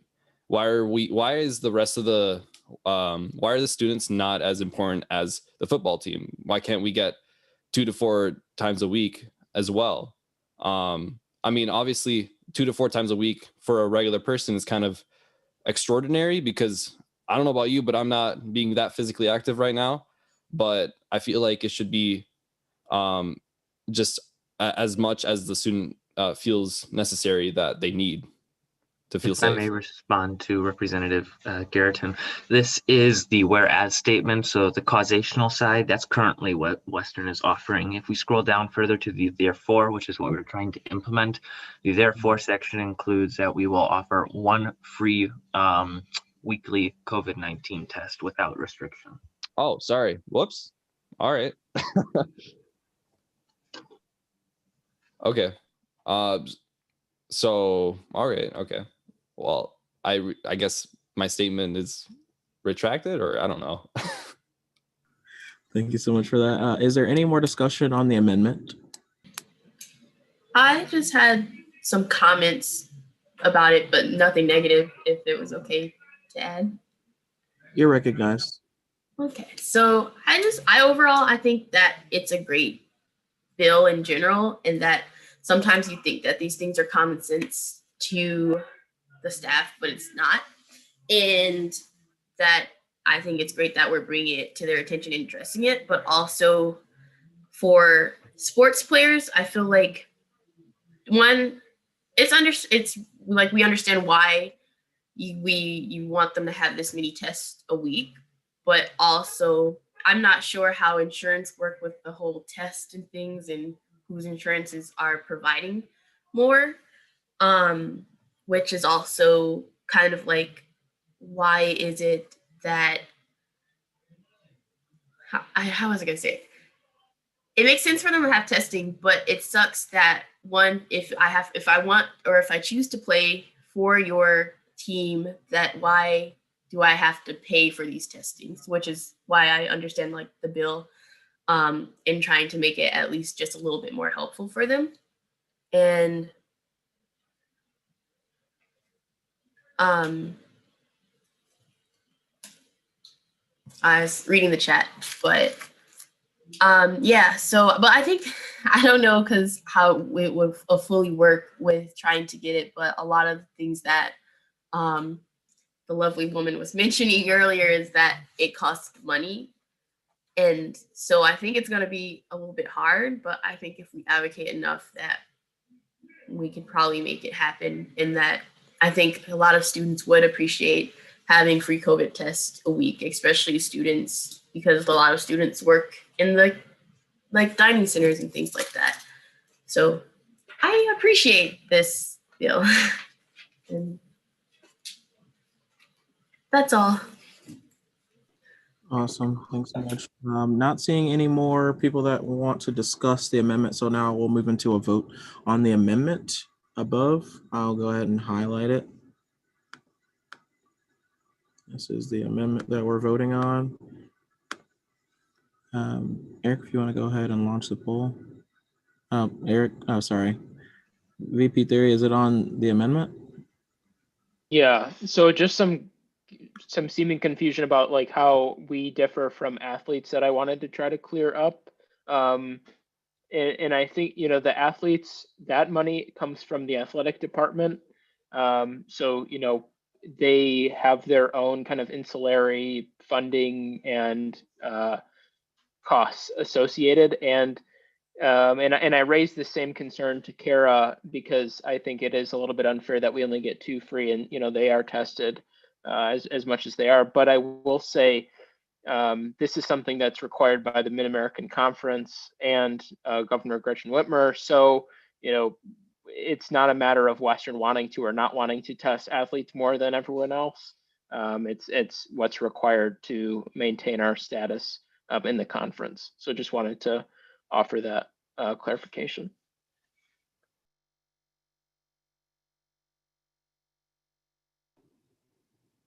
Awesome. Seeing no more, we'll move into a vote. Consent. Consent has been called. Is there a second? Second. Any opposition?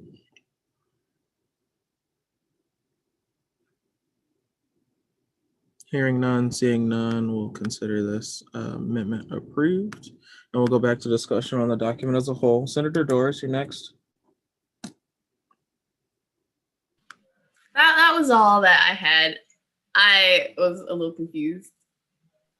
But thank you. Representative Garrison, sorry. I was just talking about I was confused too, but I think I understand. So we're trying to get 1 test a week, right? If I'm corrected. Yes. Okay, good. All right, I'm good. Well, thank you. Representative Pruitt. So my question and concern here is that I think all students should have the opportunity to get tested whenever they wish. However, with the College of Aviation most likely staying open for in-person flying, and I believe some of the in-person classes for our Health and Human Services students, I believe that they should also kind of get a priority in terms of getting testing and getting more than 1 a week if they wish, because they are having more in-person contact than those of us who are taking online classes but still maybe working, doing that kind of stuff. So making that a priority for those students who are required for class, right, to be in contact every day versus students who can choose whether they want to be in contact.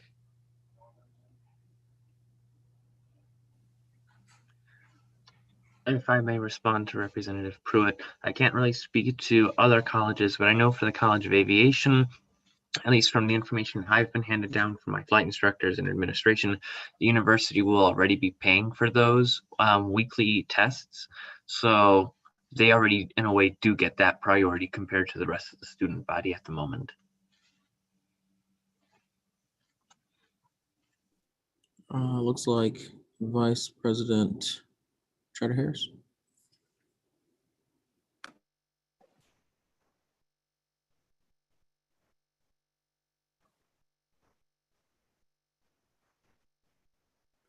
Vice President Charter Harris.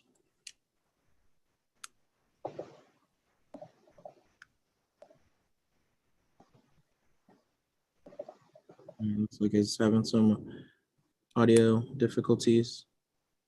Is there anybody else that wishes to speak while he tries to sort that out?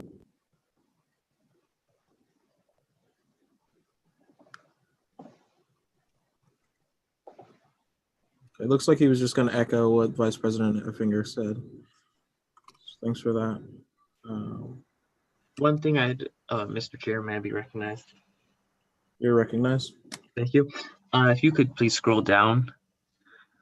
One other thing is the second to last therefore statement. I know we've talked a lot about testing so far, but this is one more thing I want to draw attention to, just make sure everyone is fully informed what they're voting upon. Is in addition to the Syndicus Health Survey about waiting on COVID-19 test results. I know this is something that I've spoken to a dean, and they have been pushing for this, and it has not happened yet. So we're going to be using our power as the WSA to push this through if the bill is passed. But trying to also limit the amount of students who may be waiting on test results and still continue to show up on campus and at in-person events.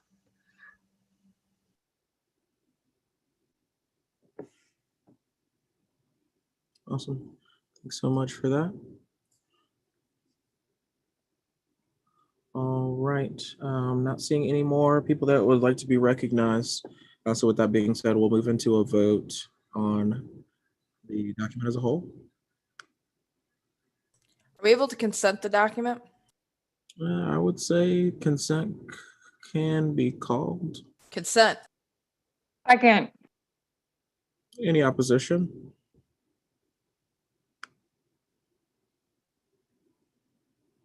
All right, hearing none and seeing none, we'll consider this university bill pass. I believe it's 011, if I'm correct. Please correct me if I'm wrong. I believe we have 39 people in attendance, so that'll be the vote for record keeping purposes. 39 is 0-0.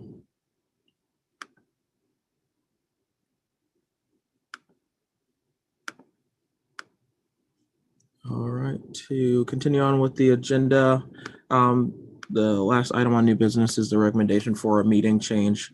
I just wanted to throw this out there to have a vote from the legislature today on whether or not we should change our last meeting of the semester. It's currently on the, I want to say the 9th. Yeah, 9th. Currently on the 9th, but they are two independent meetings. I would recommend merging those into a joint meeting to end out the semester. But I'll open it up for discussion on that before we vote on whether or not to keep them separate or to merge them into a joint meeting.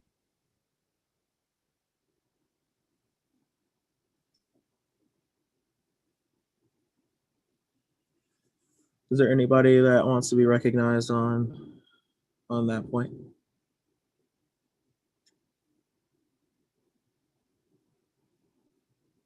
We see support for joining the meeting from Senator Doris in the chat. I'll give about 30 more seconds just to see if anybody has anything that they want to say, and then we'll proceed to a vote.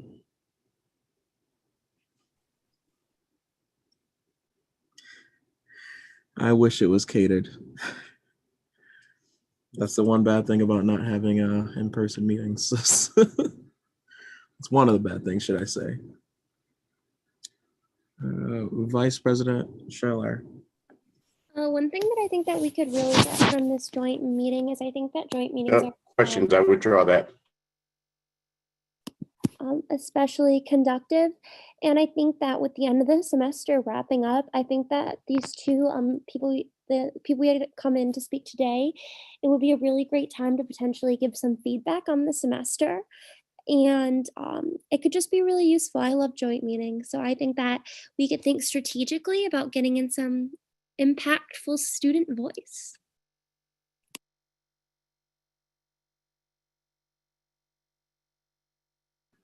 Awesome. With that being said, and not seeing anyone else trying to get on the speakers list, we'll move this into a vote We won't call consent just because I want to see the vote, unless somebody wants to change that. But we're voting on changing this to a joint meeting for clarity. When would the joint meeting be again? Could you clarify? You already have a meeting on the 9th, I believe. No, it would be on the 9th of December from 4:30 to. Oh, okay. Thank you.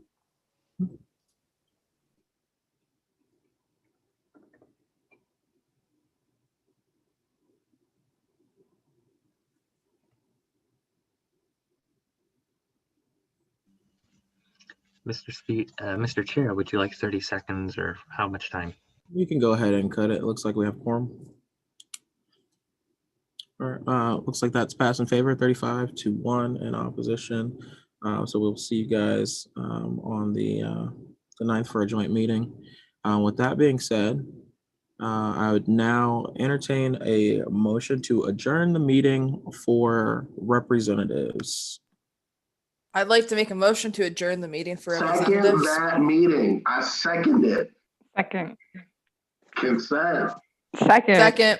Bye. I mean, Thank you, Mikey Lord. Doba. Love you guys. Just for clarity, this was for representatives. Senator Lewis.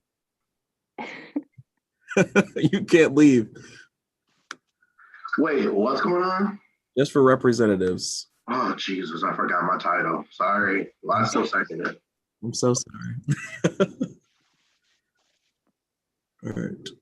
We'll move on with the unfinished business. First thing on the docket is the confirmation of the Secretary of the Senate. Senator Shapiro, the floor is yours. Everyone. So this would normally be the part where I go ahead and like try and BS you and tell you I've been writing minutes since I, hopped out the womb. But to be honest with you, I feel like that'd just be a little counterintuitive with the time we have. I've spoken up a lot, and I think a lot of you know who I am. Most, if not all of you know who I am, and most, if not all of you have already formed your opinions on me. Whether those be good, I would hope. They might not be, though, which is perfectly fine if you don't like me. That being said, I will open up for questions because I feel like that would be a better way of sort of presenting myself is through questions. So with that, it's open.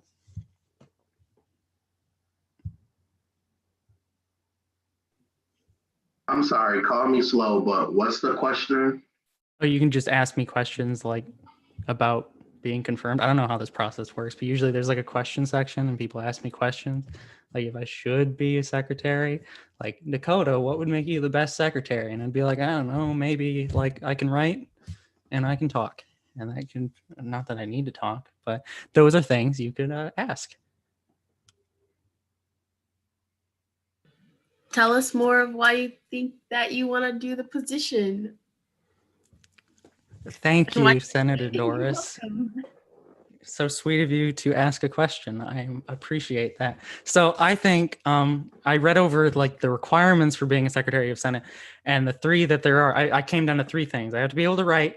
I have to be able to, I forgot them. I have to be able to, hang on, what was that? I have to be able to write. I have to be able to listen. And on occasion, I have to be able to speak when the speaker isn't there. I think I can write pretty well, or at least I can type. My highest score on typing is 100 words a minute. So I think I'm doing pretty good. I like to brag. Worry not, though. I won't brag too much. Second thing is I think I'm pretty good at listening, at least when I like talking to the person I'm talking to. But even when I don't like them, it's good to listen and hear their thoughts. And then the third thing, I think I'm pretty good at speaking. I hope so far I'm giving that out and projecting that I can speak decently well. So yeah, I think I encompass those three pretty decently. So I hope that answers your question. You're doing great. Yes, they do. Thank you. Not seeing anybody else in the chat that wants to be recognized, but please jot a me in the chat if you'd like to be recognized. Senator Ewing. What do you hope to gain from this position? Like learn from it? What I hope to learn? That's a very good question. What do I hope to learn? I've never thought about what I hope to learn. I hope to just, I signed up for this position because I noticed I wanted to do more for the WSA. and I noticed that there was, oh, I didn't notice. I mean, the speaker said to us, there's an open position. And so I applied with not entirely with the hopes of even getting it, but just the fact that I could fill a position if the position needed to be filled. So I just hope, what I hope to gain is I hope to gain a purpose in a larger organization and to be a part of something bigger. I mean, I'm already am, but even to help even more, to do more is what I hope to gain from this. So I hope that answers your question. Vice President Eagle.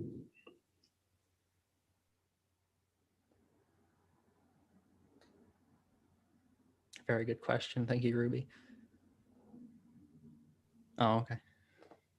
Looks like her mic is broken. I'm guessing she's going to type it out. Keep an eye out for it. If anybody else has anything that they'd want to be recognized for, please drop it in the chat. What are you? Looks like her question is, what are the goals you would like to achieve in this position? The goals. That's another good question. I feel like that now that sounds pretty similar to like what Senator Ewing said. Could I get a little more clarification on that? Like my goals. My goal is to help. I think, is that good? I'm assuming she's typing more clarification, but if not, okay, here we go. Oh, thank you, Senator. I can't see the last name, but Senator Bippin, but I can't see the last name. It's like cut off, but I hope, thank you. I just vocalize this chat for people that might be unable to hear or read the chat, should I say. I honestly don't know Senator Shapiro personally, but so far I think he is an active member and doing a good job, and I hope he will continue to do so.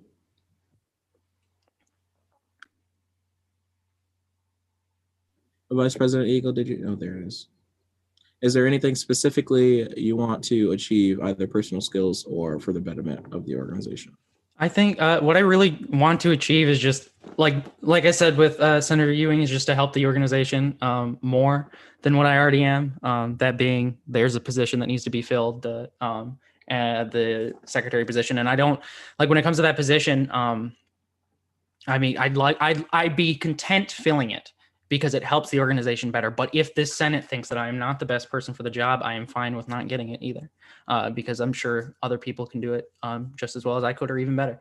But I do want to do this just because I want to be more active. And as so far, my time in the WSA has been interesting to say the least, especially trying to help out, hearing it from my constituents, my students, and talking to the school's administration. I think any way I can integrate into this organization more and do this better and help this organization better and help the students better, I think is something I'd like to do. So I hope that answers your question. And we have another one. Who is your greatest mentor at WMU? Well, this is my first semester at WMU. I was a transfer from Kalamazoo Valley. So if I'm being quite honest, actually, I technically do have one from WMU, but he graduated from WMU. His name is David Barnes. He was an instructor at Kalamazoo Valley, and I will answer that next question. He was a instructor at Kalamazoo Valley, but he had graduated with a master's from here, and he taught me. He was like the basis for my because I'm a computer science student. He like gave me the base knowledge and taught me a lot of stuff outside of class in his own free time, having to do with web development, which is something I'm very passionate about. Something I do in my free time. Something I make websites for people for money sometimes. And he was very influential to me in just his work ethic and everything. So he was, and I still would consider him a great mentor, even if he isn't an instructor at Western, but he is from Western. He graduated from here. All right. I hope that answers your question, by the way. Senator Shapiro's been a big help to me. Well, thank you. I appreciate those kind words.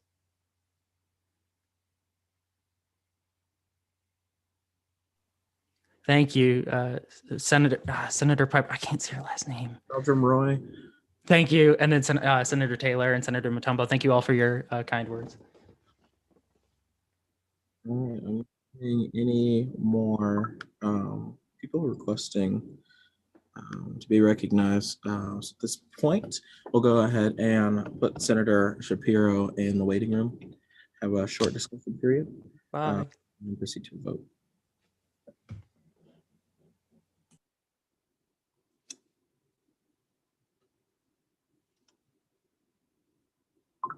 Vice President. Is he on hold? Affirmative, Mr. Chair. Thank you. All right, we'll open the floor up for discussion on Dakota. Speaker Westrick. Hi, so I was the Secretary of the Senate for 2 years, and I was able to sit down with Dakota, well, virtually, and we had, I think, an hour-long discussion about what the secretary position does, what it entails, and how I did it, and he really took that in good stride. He has been doing his own minutes and sending them to me, and we so far have worked very well together, and I just think he's a good fit for the position, but that's also up to you guys.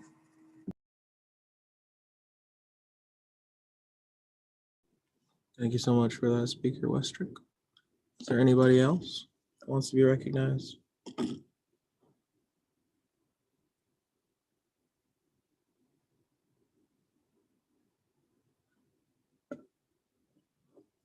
Anybody else?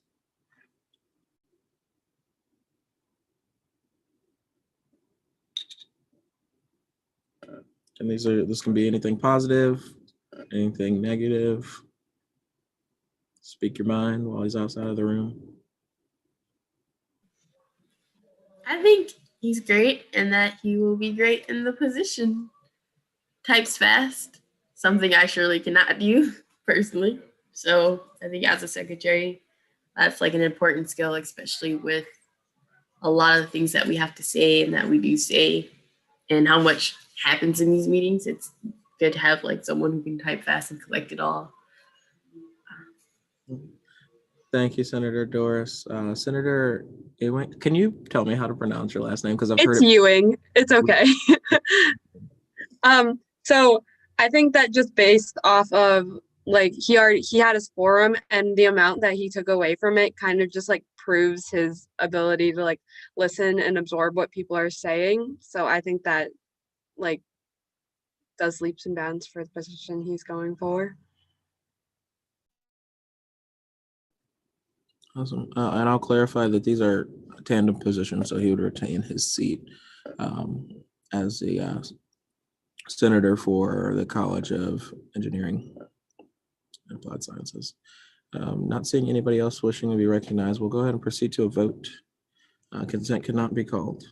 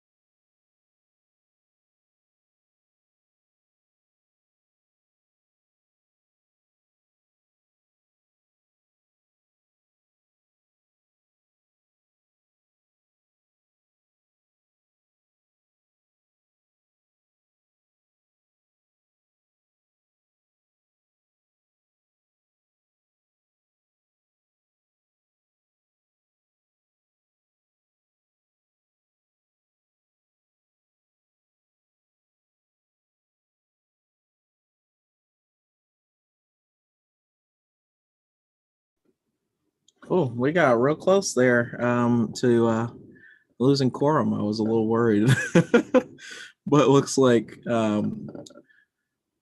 Secretary Shapiro was confirmed 14-2 to 0.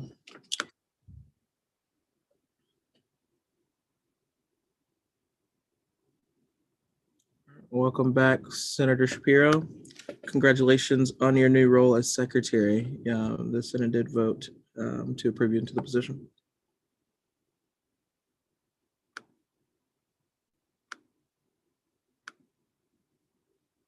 Is he back? Thought he was back. Yeah, I'm here. Sorry, I said thank you in the chat. I didn't want to like interrupt or anything, but thank you all. I appreciate it. It means a lot. Awesome. Looks like time has expired for today's meeting. We're at 6:34. We're a little 4 minutes over. It's up to you guys if you want to vote to extend. Not sure how long we would need. I'll throw the agenda back up. I know we haven't done any 30-second shouters or anything like that. We have a confirmation of Associate Justice Sunshine University bill is going up as well. So I'll leave it open to senators to make a motion for whatever you think is best.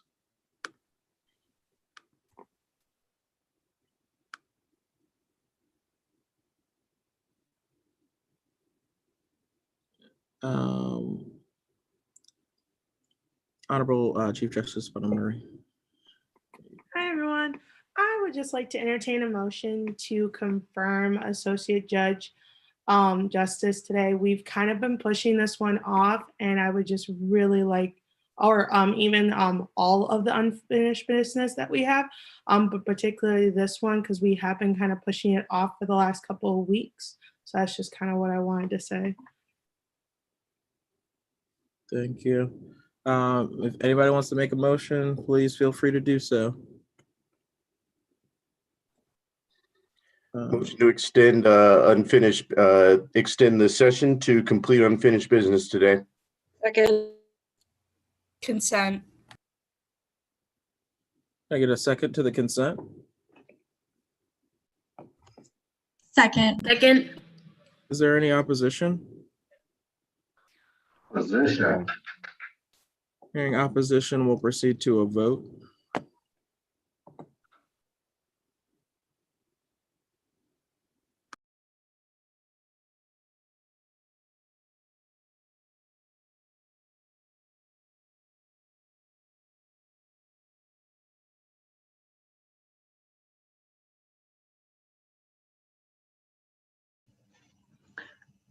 Mr. Chair, could you please confirm the number of senators in the room? Yeah, just 1 second.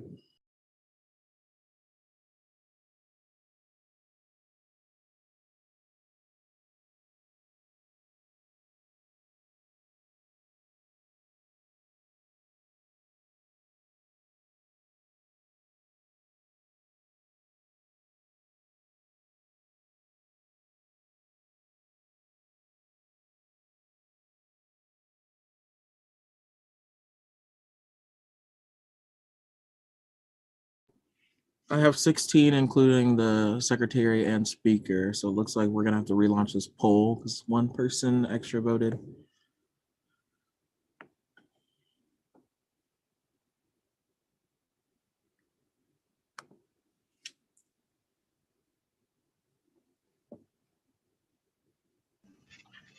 Secretary Shapiro, you do have a vote.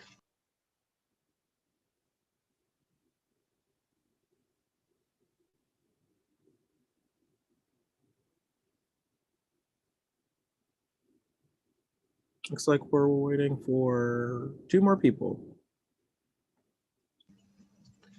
Mr. Chair, would you like to restrict the time limit? We can't because we need quorum. So 2 more people, we need the votes. Madam Speaker, please make sure you're voting as well. If you haven't. I did. Okay. Got 1 more? All right, there we go. All right. Looks like that motion was not carried.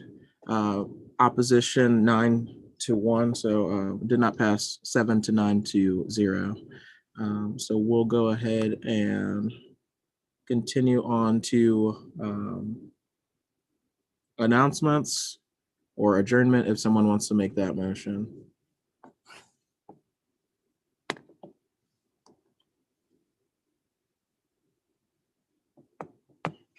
I don't have any announcements. If anybody else has 30-second shout outs, please feel free to.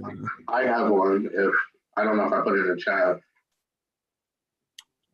Go ahead. You recognize Senator Lewis. Excuse me for not following proper protocol. But as some of you may know, tomorrow is a very big day for the College of Education and Human Development because it's our first student forum that would be held Thursday, 3 p.m. to 4 p.m. via Zoom. If you all would like, I could drop the flyer into the chat. It's going to be super exciting. We're going to get updates from the deans of the college, as well as some of the, as well as the associates deans. But it's not only just to get the updates on what they are kind of doing during COVID times and what they are planning to do in the next couple of years as far as the education department, but also for us to ask questions of our deans. I am currently, as of now, until I hear later, that they are planning on attending. This is going to be a virtual event via Zoom. I guess I probably should have started off with that first. So it's going to be a Zoom meeting. My goal is for them to be there, but they do switch up things on the fly. So if not, we're still going to ask questions of our deans of things that we want to see. So I would love to have the support of my fellow senators and representatives there, and ask questions and take part of our CDHD forum at 3 to 4 tomorrow. Thank you. Oh, and they will, I'm sorry, last thing, and there will be 2 sessions. So if you do miss this session, there will be another session of that Monday, or December 9th. Thank you, and I yield back to the floor. Thank you, Senator Lewis. Senator Mutombo. Hi everyone. I just wanted to say if you guys could donate some money or even some non-perishable items to the Invisible Needs Project. I'm going to drop the website over here, which is basically a platform that supports WMU students with unmet basic needs. You know that we are going to get into our second lockdown, and it would be very helpful to donate to those people who don't have basic needs. Thank you. Thank you for that. I just want to remind everybody, please remember to utilize the Slack chats for promotion as well. And I would definitely recommend throwing that link in the Slack chats. Vice President Barada. So on a similar topic to what Senator Mutombo just brought up in terms of students, as we enter this new phase of not lockdown, but whatever you want to call it, there's students who are in need, and I know many of you may be feeling need. So I've been working with Vice President Brenneman in government relations, and we're going to come up with a letter of students sharing their testimonies of how they used their CARES Act funding. So how it helped you or how you were able to use it, how it provided relief to you, in order to ask our elected officials to push for additional relief for college students. So if you have an experience of you received CARES Act funding and you were able to use it towards something that helped you a lot, whether it was using it towards your rent or a study abroad trip that was canceled, something like that, please shoot me an email. I can also put this information in the Slack chat so that we can get that letter put together and send out to our new legislature in January.